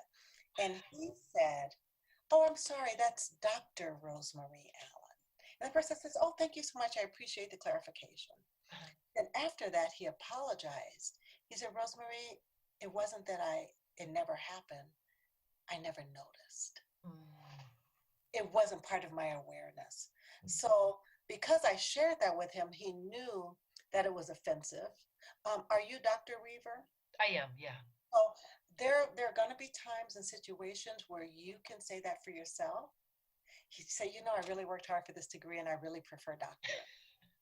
That's how I kind of play it off. I worked so hard for this. There are other times, like the video I showed, where I would have come across as pompous in front of 1,700 people. Oh, I couldn't do it. So what does that mean for your colleagues? In those professional situations where other people are referred to by a title, if they don't say Dr. Weaver, then come to her rescue. You've heard her tonight. You can say, oh, that's Dr. Weaver, and make that correction. So let people know, especially when you're not in that situation. And then another part of your question I heard is that you don't want to be that overbearing ally where you're rescuing people when they don't need to be rescued. And you have to feel that out. I made a big mistake on a plane. There was a doctor, a head doctor, MD doctor from Children's Hospital on a plane with me, and we've been talking. He was Asian, and we've been talking about something. And when it was time to leave, for the plane to take off, he had hung his jacket on that, what do you call it? That little table that comes down and you turn the little thingy, you know what I'm talking about? He hung his jacket there. The flight attendant came over and said, you must put this away. And I'm thinking, no, she's not talking to this guy like this. This very articulate doctor. And he put it down and she took it and she says, I'm putting it up here. And I said, ma'am, he speaks English. He's a doctor and he understands you. You don't have to talk to him, you know, like that. Just speak to him. He's fine. Long story short, I embarrassed him. And he says, I would have told her that if it bothered me. So he kind of let me know that he did not want me to do that. So we do want to be careful not to rescue when people don't want to be rescued, because that's part of a superiority thing too. So kind of ask. I could have said, should I stop her from talking to you like that? Or are you okay? But we like to jump in because, again, remember I said at the beginning, we're fixers. We're going to fix things, but not everyone needs to be fixed. I hope that was helpful. Yeah, that does help. Thank you. I appreciate it. And thank you again for your time tonight. Very much. We're just at our time, Dr. Allen. I want to thank you very much for joining us. Very interesting program that you've put on, and probably generated more questions, I hope, and more thought for us as we go forward. So, thank you, Mayor. Thank you, all City Council members, for having me. I appreciate it. All right. Well, thank you very much. Let's have a hand for Dr. Allen. We're going to go to our second item on our agenda, but before we do, I'd like to take about, just a little shorter than 10 minutes. If we could take a little break and come back here at 8:15, then we will reconvene and have our second item on the agenda.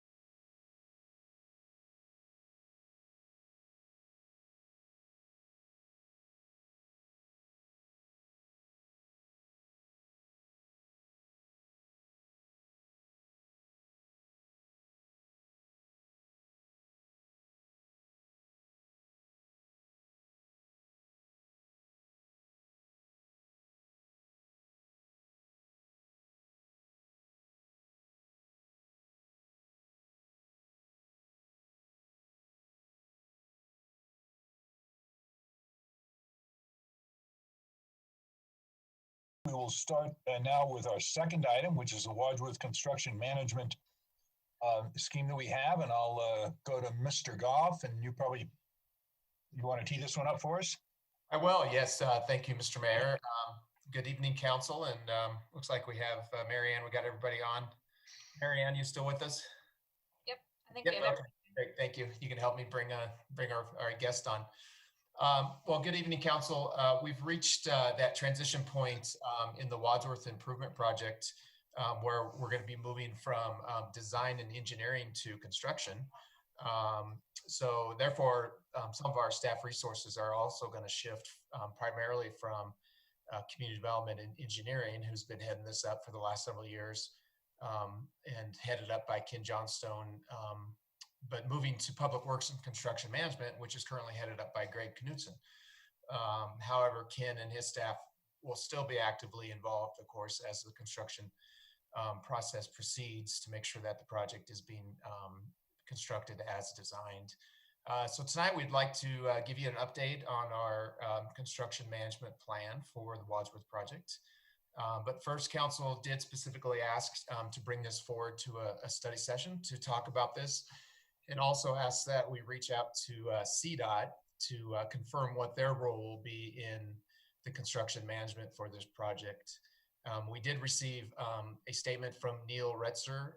He's the Region 1 resident engineer, and that statement is in your staff memo. But essentially, CDOT doesn't have the capacity to manage a project of this size right now. They are overbooked essentially with their own projects, and they do prefer that local agency sponsored projects such as this are managed by the local agency, or in this case, Wheatrich. So CDOT will still definitely provide significant oversight for the project, and will partner with us in the project. And the city does have an IGA with CDOT that lays out those different responsibilities of the city and CDOT, and that was also in your packet this evening. In addition, we're going to continue our partnership with AECOM to provide construction management and project oversight for the project, which they've done for 3 of our 2E bond projects over the last couple of years. So I know you're familiar with AECOM, and we do have representatives this evening from AECOM, and they're going to walk you through what our construction management plan is. But before we do that, I would like to ask, we have Ken Johnstone and Greg Knudsen on the call, and see if they have anything to say before we turn it over to AECOM. Greg or Ken? I think you're on there. Do I see you? There you are.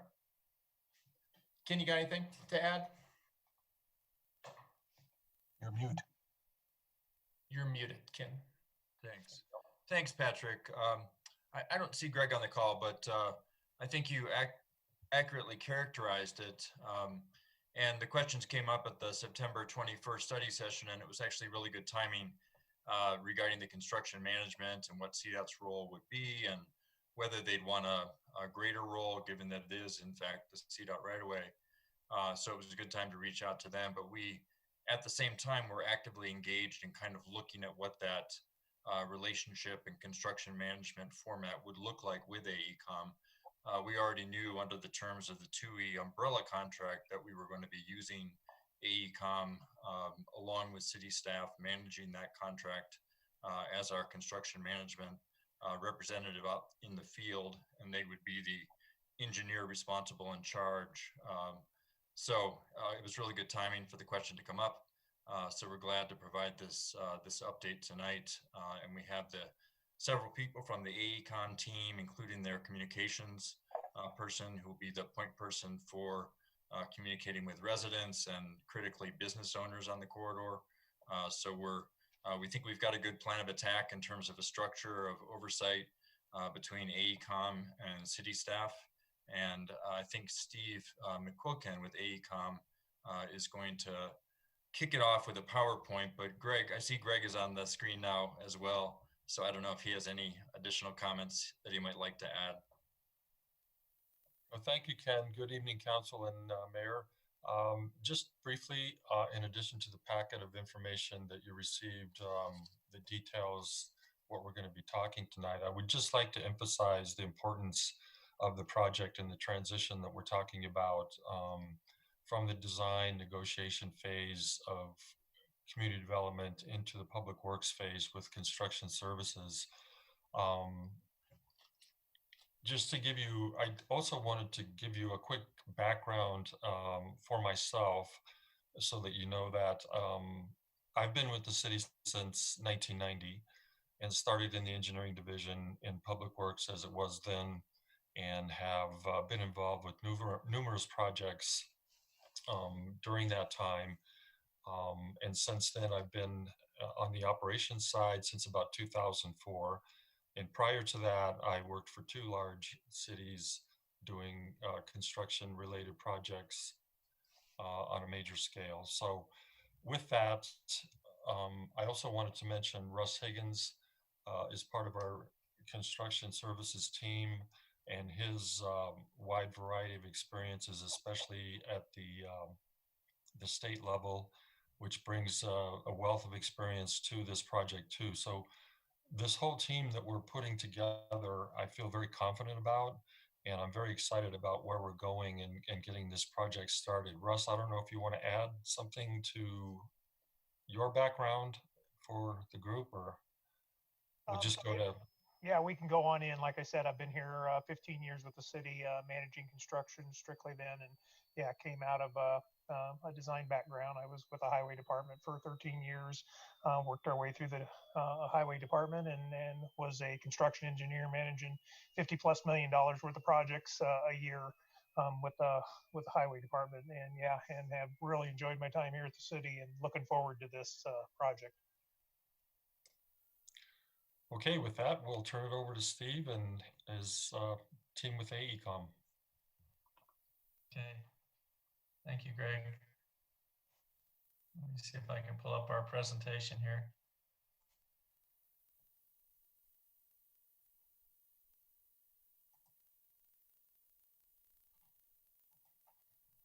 Oops. Sorry.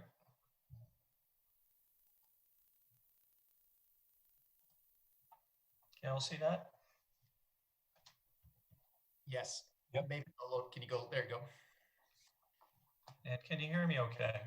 Yes. Okay, great. Well, thanks, Greg and Ken, and thank you, Mayor and City Council, for allowing us to present tonight. We understand how important this project is to the city. It's been in the works for many years. It's a high visibility project, and we want to make it successful, and we're just excited to be a part of it. So, as Ken said, I'm Steve McQuilkin. I'm the program manager for AECOM for the city's bond program. So, yeah, I've been involved for about 3 years with the various projects under the bond program. Been with AECOM for about 23 years now. Also with me tonight is Kevin Coleman. He's our construction manager for the Colorado offices, and he's going to speak a little bit about the action project, what we see as the important issues, project organization, a little bit of our background, and then we wanted to touch on the CDOT local agency process. And also with us, we have Kate Binning, who's our public information manager, and she wanted to speak to some of our ideas on public communication approach. So I think Ken mentioned it already. AECOM, we were selected by the city in 2017 to serve as the construction manager, program manager for the bond program. So we've been involved in the Clear Creek Crossing project and Ward Station, and now with Wadsworth. And our scope is mainly support to the city, design reviews, development reviews. We're doing the construction management for the Clear Creek Crossing, and hope to bring some of the same staff and some of our experiences over to the Wadsworth project. We were involved with Wadsworth, like I said, for the past few years. we've done all the design reviews, so we're familiar with the project. And we actually were involved with Mark Westberg and Russ. A couple of years back, we did a value engineering study for Wadsworth and spent a good part of a week sequestered in the city council chambers with a group of folks from CDOT in the city and brainstorming ideas to add value to the project. And actually came up with about $5 million in savings for the project as part of that process. We have the resources to offer to the city. One of the larger firms, we have about 800 folks here in Colorado, all disciplines, water, environmental, transportation, construction. And Kevin Coleman, he leads up our construction management group.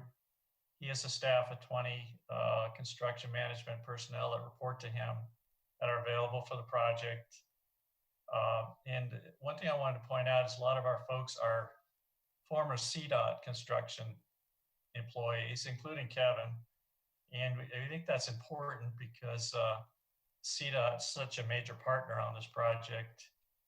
They're bringing the money to the table, they're administering the federal funds, and they have got very specific processes for pay applications and all kinds of protocols that we have to follow for a local agency project. So we're happy to have some experienced staff on our team.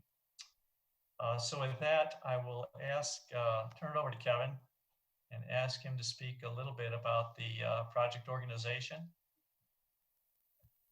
All right, thanks, Steve, and thanks to City Council for having us here. So you can see a preliminary org chart here. The green staff is the city staff, including Russ Higgins, who will be managing this project in construction. On the left in the orange is Neil Retzer from CDOT, who was previously mentioned. He'll be providing local agency oversight. We have an established relationship with him, having worked a handful of construction projects with him. In the middle, you see Chad Phillips, who just happened to be out this week, so he couldn't lead the presentation and stuck me with it. But he'll be our point of contact for AECOM during construction and will manage the rest of the project team. Take it to the next slide. Next slide. There we go. So who are we proposing on the project? We have Chad Phillips, who will be the project engineer. He's an experienced construction manager with 20 years of construction and engineering experience. He's previously managed the 120th and Wadsworth Boulevard reconstruction project for Westminster, which is also a local agency project. And he's currently managing the Denver lead service line replacement project, which is replacing something like 64,000 lead service lines over the next 15 years at the cost of roughly $64 million a year. And then Rich McLeod will be our assistant project engineer. He's a seasoned construction manager with 42 years of experience, including 30 of those at CDOT. He was actually one of my mentors when I first graduated college, and we worked together on a CDOT local agency project for the city of Boulder, which was actually similar size, similar scope to what we're doing on Wadsworth. The project included a full-depth concrete reconstruction of Broadway, starting on the urban section near the Pearl Street Mall, and moving north to the more suburban area. We've also teamed with 3 other firms to assist on the project. Benish will provide additional construction inspection, and they're a national engineering firm that's just shy of about 1,000 people and have 41 people here in Colorado. GeoCal is a local materials testing, geotech, and construction management firm of approximately 35 employees that will provide materials testing. And then we have Merge Resource Group in Kate Binning, who you'll hear from in a few minutes, and she'll be providing public information communications, and she has a background in both transportation engineering and communications with extensive experience both with CDOT and municipal projects. Next slide. So what kind of project experience do we have? We're currently working on the construction management of the E470 widening project with Benish. Project widened an 8-mile stretch of highway from Quincy Avenue to I-70 and includes a lot of the same elements that we have here in Wadsworth at a cost of about $99 million. And you'll recognize the picture, maybe not recognize the picture, but recognize the project of Clear Creek Crossing. We're currently providing one full-time senior construction manager and previously mentioned Chad Phillips as a part-time project engineer, responsible engineer in charge. Although no CDOT funding was part of the project, it has helped us build a relationship with CDOT and then the local Wheat Ridge staff. On the bottom, we have the Pearl Parkway and Junction Place project, which were both managed by Rich McLeod, and they reconstructed the roadway and an adjacent bridge to Pearl Parkway. Both of those were local agency projects similar to this, and they required the CDOT documentation and coordination. Next slide. So we recognize the biggest concerns for all of you in the city are going to be the cost, quality, and the impact to the public and the local home and business owners. So we're going to partner with the contractor to manage the construction budget and schedule and verify that the construction is being built to the plans and specs, and coordinate all the phasing and business access to minimize disruptions. Our project staff have experience on large construction projects, both in the CDOT world and on local agency projects. So we have the requisite understanding of managing both large projects and federally funded work similar to this. Between AECOM, Benish, and GeoCal, we have nearly 70 CM staff local to Colorado and hundreds of designers. So if there were a change for any reason, we have the staff available to adjust seamlessly. At AECOM, we have a strong focus on safety on all of our projects, and the big focus on this project will be providing the traveling public with a safe construction zone with consistent, easy to follow traffic control. That can be a big struggle on a lot of projects. And on the COVID front, it's definitely affected our business and how we in our industry operate. But we've developed a company-wide policy to minimize exposure of project staff. And that's done by generally following the CDC guidelines and holding meetings virtually similar to this. Next slide.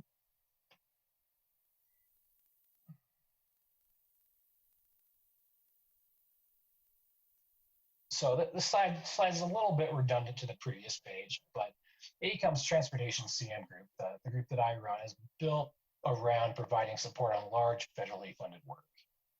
We have a number of ex-CDOT staff, as Steve mentioned, including Rich McLeod, our assistant project engineer, and we understand the process needed to successfully document and deliver a CDOT local agency project to ensure that all federal and DRCOG funding is going to be received on the project.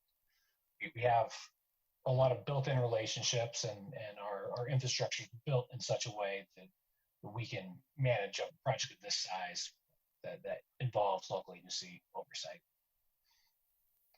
Next slide.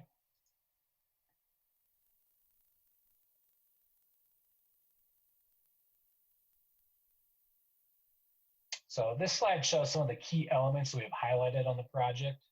On the top left is a picture of a continuous flow intersection constructed on our Woodman Parkway project in Colorado Springs a couple years ago. Wadsworth, as you guys probably know, is going to have a similar intersection constructed at 44th Avenue. And we will work with both Kate and the contractor to make sure that the public is prepared for the incremental changes at the intersection as construction progresses. It's going to be a new experience for most of the people driving it, so we want to make sure that everybody's prepared. On the top right is a figure I pulled from the Wadsworth plans. And the biggest risk of any construction project is what you can't see underground. And this particular project on Wadsworth is a very dense utility corridor. So if any utility issues arise, we'll work very proactively with both Russ and the contractor to help provide quick solutions to avoid delays or any additional monies being needed. On the bottom left, you'll see a picture of a side-by-side caisson wall, pretty similar to what we're going to have on Wadsworth. There's a variety of fairly complex retaining wall types that will be built near the I-70 interchange, and those are all elements that we have a lot of experience managing. In the middle, you'll see the arched facade building. I'm not sure what exactly to call it. It's just south of 47th Avenue. We recognize that both the design and construction concern for a variety of properties on the project, and we'll work with the contractor to ensure that no excess disruptions made at those properties during construction. And the last photo is of Wadsworth looking north towards my favorite fast food restaurant, Raising Cane's. The tentative plan is to construct the east side of the new concrete roadway, followed by the west side. And this provides or presents a bit of a problem, as you can't immediately drive on freshly placed concrete. So we'll be working with a contractor to maintain signage and provide continuous accesses to all the businesses and homes through the area, because that'll be a big concern and a hot topic if we fail to do that. So with that, I'll pass it off to Kate to discuss our public information approach. Thank you, Kevin, and good evening, Mayor and City Council members. Can you hear me all right? Give a little wave, Kevin. Yes, we can. All right, very good. So our team is looking forward to providing the city with public relations support on the project. We've had initial discussions with Sarah Spalding. Hi, Sarah. I saw that you joined the meeting as well. And the project management team to identify the best strategies for communicating this next phase of the project. So really, we're focused on being proactive. We really want to do everything we can to make sure to get the word out up front, especially to the businesses along the corridor. We know we're going to have impacts, and that will be a major point for us to communicate and continue to communicate throughout the project.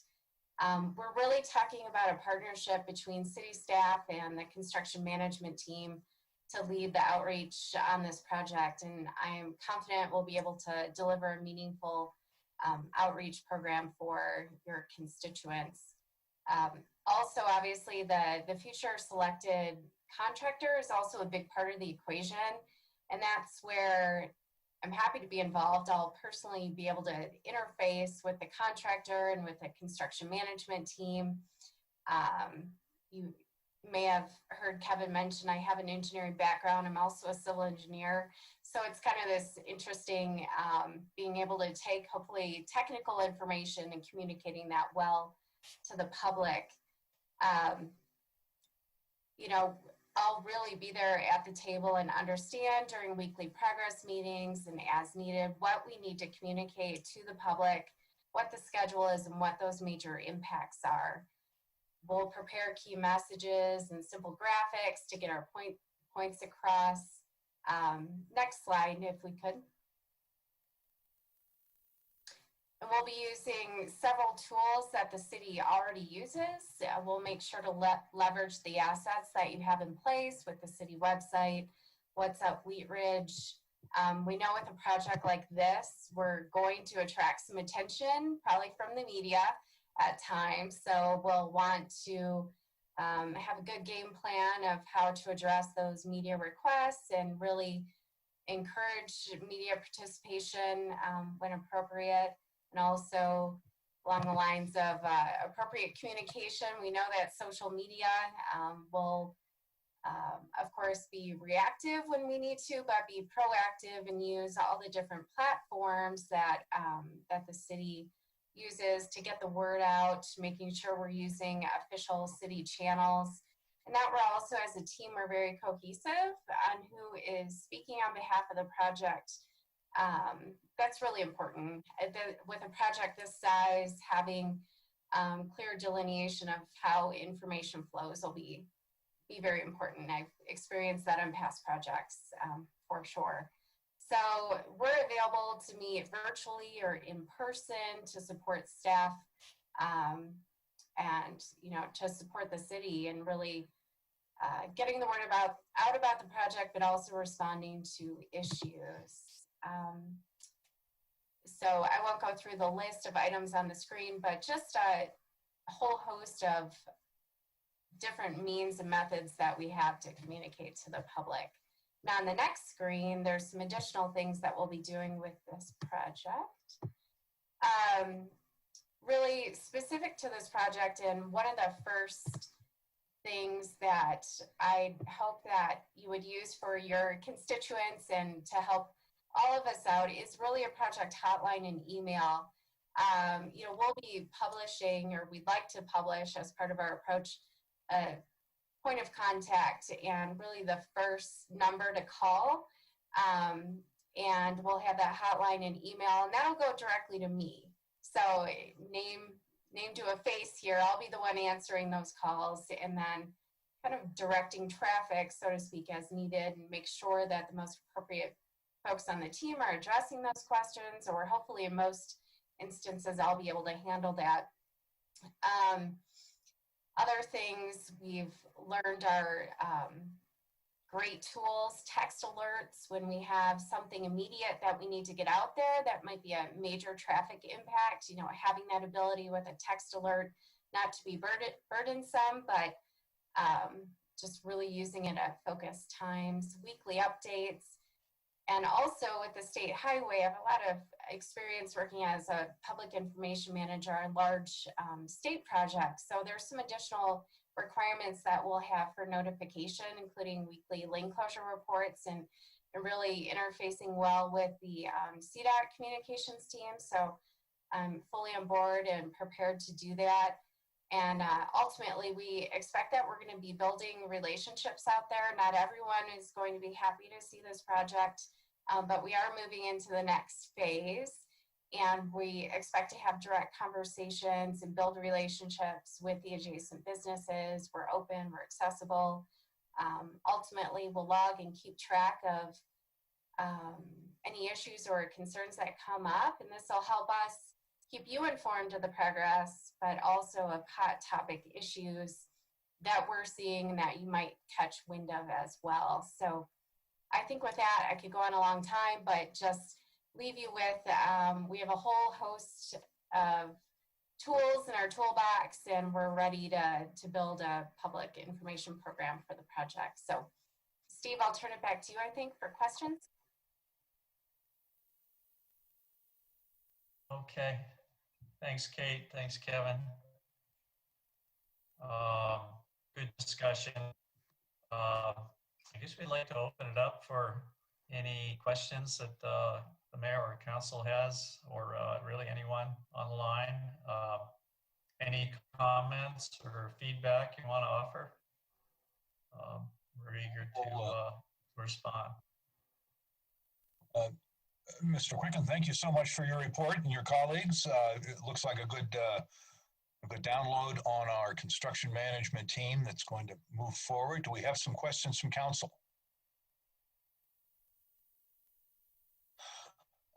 Councilmember Urban. Thank you, Mr. Mayor, and really appreciate the presentation and appreciate the way you sort of laid out exactly what's happening. And I guess one of my main concerns, and it was brought up as one of the key elements regarding utility coordination. As I understand it, currently the Wheat Ridge Water District, for example, had an expectation of spending about $30,000 in design, and they're currently at about $140,000 in design work relative to certain change orders and the way the process has come to this point. So I guess, when it comes to the utility coordination, how can we work with those partners to make sure they're not spending additional sums of money on future change orders? That's a great question. Utilities, and I'm sure Kevin will back me up, the utilities on any project, especially a corridor like Wadsworth, they can absolutely make you or break you in terms of budget and schedule. And I can understand it. The utility districts like water districts, they pretty much have an arrangement, I guess, on federal projects that they get reimbursed pretty much for every nickel they spend. And I think the key is to get them involved early on, especially, they can spend a lot of money during design, but during construction, they can really spend money. And they're going to want to have their own inspectors out there on site, and they're going to want to be reimbursed for all that. I imagine they have utility agreements in place with CDOT, to pay for their services. So I think, we need to be smart about when we get them out there and involve them early in the process, and try not to waste their time, but try to get them on board early as a partner on the project. That's really all we can do. because they have limited resources. And Yeah, I guess to that point, the reason that they've expended so much money to this point is because they've been a partner since the beginning, and so they've kind of got strung along here. So, like, at what point do we know that we're ready to go with the utilities so that they don't have to continue to spend additional money on change orders? Mayor, if I could jump in, and Mr. McQuilkin, if I could ask you to stop screen sharing so we can see all of the fine people on this call or Zoom. Thank you. I know Mark Westberg, I think, had a very productive meeting about 2 weeks ago, Mark, with all the utilities to talk about that coordination process. So I think he might be the best one to give us an update on that important coordination matter.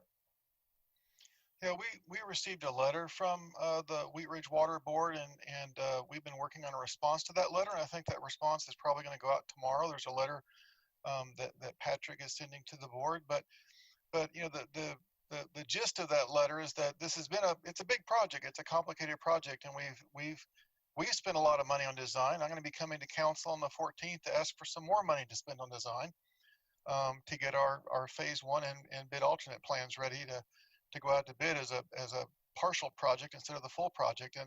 And the reason is it's a big complicated project. We had planned on putting the storm sewer on one side of the road, and that we had that all designed, and we had shared that information with Wheat Ridge Water, and they had that design too. And then as we started looking at the construction phasing, we realized that wasn't going to work with all the other things that are going on in the corridor. And it's a challenge in a project like this because both Wheat Ridge Water and Wheat Ridge Sanitation, in order to take advantage of some huge cost savings they're going to have by rebuilding some of their lines during our project, are replacing their lines in Wadsworth while we're doing our project, because that way they don't have to pay for separate traffic control. They don't have to pay for the demolition of the pavement. They don't have to restore the pavement.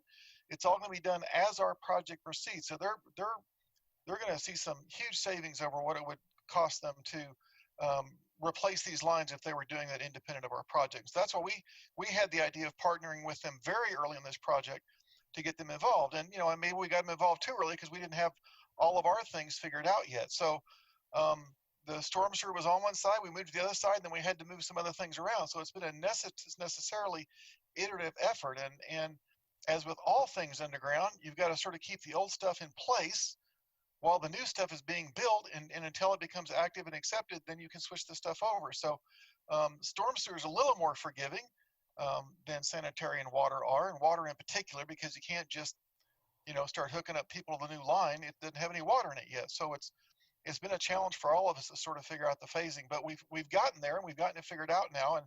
And I think with what we're proceeding forward with, we're finally on a path now at you know, near the end of the project of knowing where everything's going to go, but we're still moving things around at times because we find something else that's in the way or find something else that needs to be changed. It's a really big, as Steve said in his presentation, he showed that utility diagram. This corridor is full of stuff, and trying to get a bunch of new stuff in there while keeping the old stuff active is a real challenge. And we've been working with the folks at Martin & Martin to figure all that out, and we think we've got it all figured out now, and so we're all charging down that path. And these things do cost, but I do hope that by having both those utilities during the work with us is going to be saving them a lot of money in the long run. That's all I've got. Questions from council? Or Mr. Urban, did you have a follow-on? No. Okay, additional questions from council? Ms. Hutchinson. Thank you, Mr. Mayor. I'm just wondering, this is an agreement between CDOT and Wheat Ridge, and do we have enough personnel to actually manage the construction of this project? Yeah. Here, I'll answer that, Kevin. Thank you. But sure. That was the purpose of this presentation this evening, was to lay out kind of the org chart of what personnel we're bringing to the project. And AECOM acts as a staff extension, essentially, because no, we don't have all the staff in-house, and we don't across many departments. And when we do bigger projects, we bring in third parties to partner with us. And so we're confident that with AECOM that we'll have the right amount of staff needed. Well, my concern is it's not about managers, but it's about supervision. When we've got all kinds of things that are underneath Wadsworth Boulevard, okay? My experiences, and I know that CDOT wasn't involved in this, was the corners construction at 38th and Wadsworth. The road was dug up on 38th Avenue, and that was going east. A steel plate was put on the road. There was no buffer, there were no cones, no signs, anything. I hit that going 35 miles an hour. That thing stands up like 3 inches at least up off the road. My car was never the same. And I called the city about it and I said, what is going on? Why is this there? And the answer was, we don't have enough personnel to be on every project. I want to make sure there's personnel supervising what's going on in Wadsworth, whatever is going on, so that people are informed. It's a safety issue. And, you know, we got enough people that are working here. I would hope that they'd be out there helping the traffic and having enough signs and things to make citizens aware that things are dug up and all that kind of stuff. I mean, this isn't a fault, it's a concern.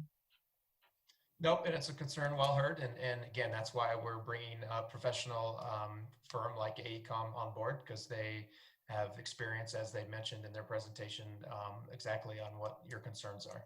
I apologize about the 38th Avenue project. I'm not sure what happened there, but yeah, that's something that my expectations are that those types of things won't happen on Wadsworth. And this is also a 2-year project, correct? Probably, yes. Okay, thank you. Thank you. Mr. Miller.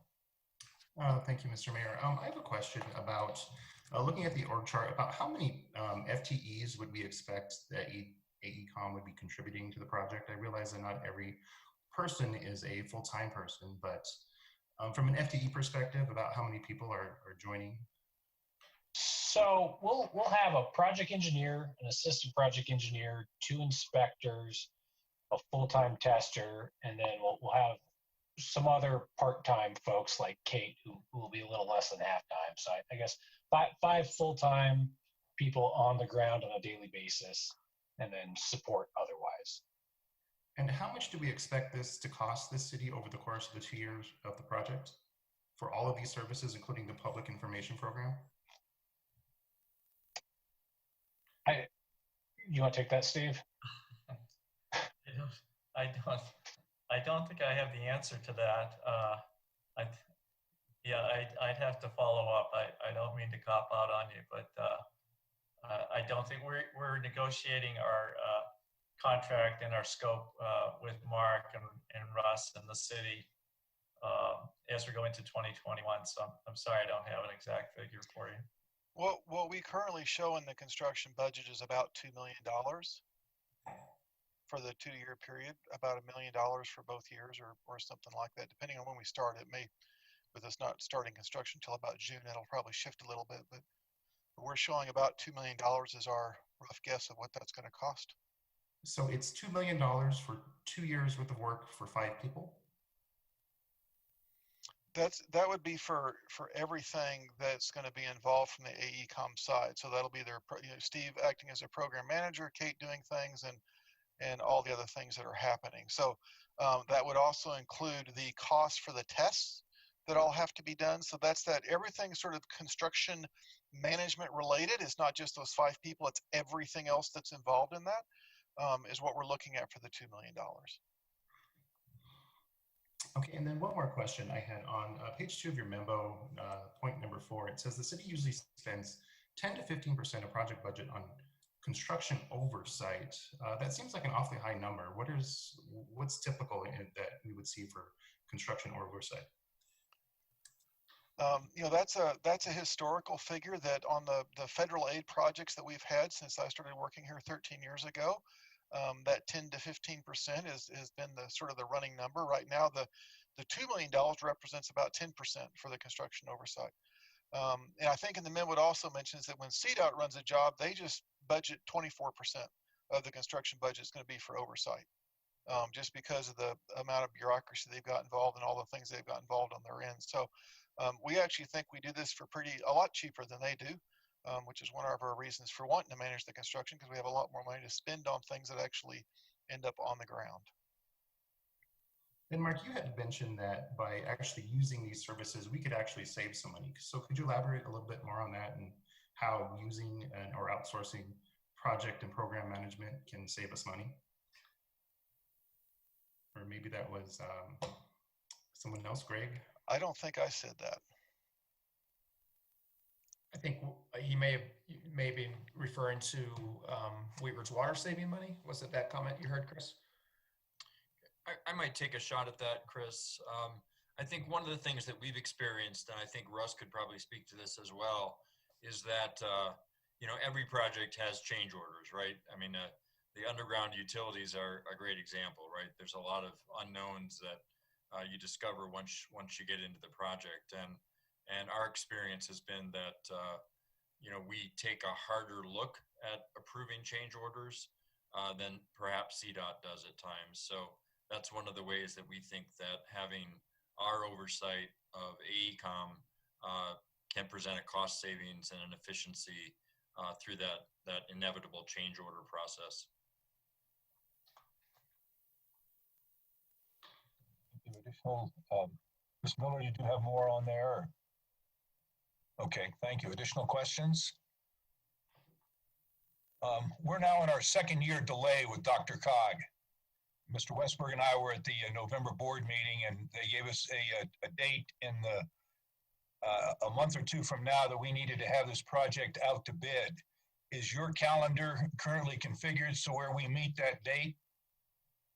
Yeah, our current schedule has us advertising on March 1st, and the date that DRCOG gave us is March 29th. We've got the consultant team targeting March 1st because that gives us about 4 weeks of float. And things are just weird out in the world right now. We just don't know what is going to happen with COVID and the surge that it's happening.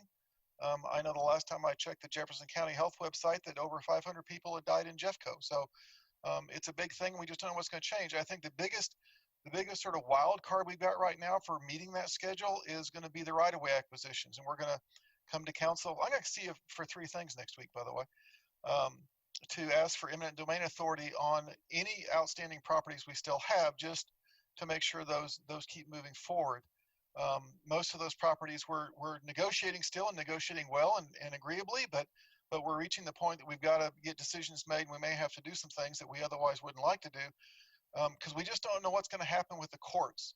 And talking with the city attorney's office, they said, you know, sometimes I turn something in, I get a court date in 2 weeks, sometimes it's in 2 months. And it's completely random. It doesn't matter how complicated or simple the case is. And we just don't know what's going to happen with the court system. And by having to use eminent domain on some of these properties that we've had to do, we're just not sure how that's going to play in. And we sort of have to have those hearing dates scheduled in order to get the conditional right-of-way clearance that we need from CDOT in order to move forward with advertising the project. So that's why we're still targeting March 1st, and we're still pushing really hard on all fronts to try to make all this happen, just because we don't know what's going to happen in the next 3 months. Thank you. So the answer is yes. Questions for our staff or AECOM? Any more presentation points that any of the team need to make, or I think that's it, Mr. Mayor. Have we finished our work on this item? I think that's it. That's it. But thanks for having us, and thanks for the feedback. And okay, well, we appreciate you coming and talking with us. I know that the council and our constituents are going to want to have close communication on the project, and you know, in addition to the costs and the quality and the impact on business, the schedule on this is all going to be important. So it's, you know, it's a project that, you know, that our city needs a great project. We're looking forward to having that. So, and I'm sure that council joins me in saying that whatever we can do to make this project go smoother and a better project, we'd like to be able to do that. So thank you all very much. And sorry, Mr. Mayor, before I get kicked off the meeting here, can I do a shameless plug for a Clear Creek remapping project open house that's happening on Wednesday night at 6 o'clock. It's going to be a virtual meeting that the Mile High Flood Control District is hosting. If anyone wants an invitation, I can send one to you, but I just have to take this opportunity to do a shameless plug for the Wednesday night meeting. It's been 3 years coming, but it's finally happening, folks. We're getting our new maps going on Clear Creek. Okay, thank you very much. Send me a link to that meeting, please. And you might just make that available to our council members also. So thank you, Mr. Westberg. All right, well, thank you very much. That'll conclude item number 2 for us. Thank you all for joining us. We will now go to staff reports. Mr. Goff. Mr. Mayor, I don't think we have anything else this evening. Thank you. Okay, thank you so much. Elected officials reports, and we'll go with a show of hands. Who has something for us tonight? We'll go with Ms. Holteen and then Ms. Hutchinson. Thank you, Mr. Mayor. I want to thank city staff for their incredibly quick turnaround to open up the applications for the 3rd round of business stabilization. I was just incredibly impressed. We met on Monday night and the applications opened on Wednesday. And so I just appreciate in a holiday week that they gave that quick and serious attention. And I personally talked to a lot of businesses that were really grateful that happened when it did. And so again, just thank you for a quick turnaround, and thanks in advance to Councilmember Urban and others who will be reviewing those applications. It means a lot in our community, and it's just something I'm really proud of. So thank you, everyone. Thank you. Is that me? That's you. Am I on? I didn't hear you. Okay. All right. I just want to recognize Pearl Harbor Remembrance Day today. And I salute all the veterans and the military that are out there. And I just want to say thank you. Thank you.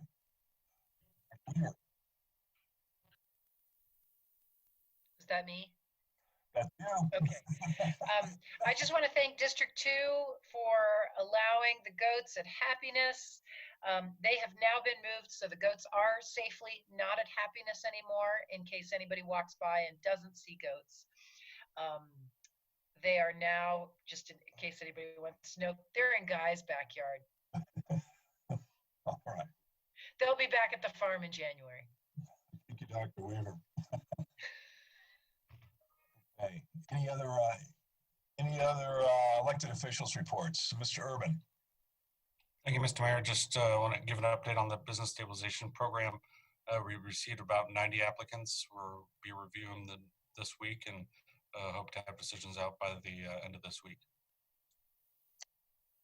On that. Any other reports? Mr. Miller. Thank you, Mr. Mayor. Just want to let everyone know that we've opened up another round of the business tax deferment program for November sales tax. If any businesses out there are feeling the cash flow crunch because of the closures, they can apply to defer their sales tax receipts for November with the city, and that might be a little bit of help. It's not a forgiveness of your taxes by any means, but a deferment and giving you a little bit more time without penalty or interest to pay.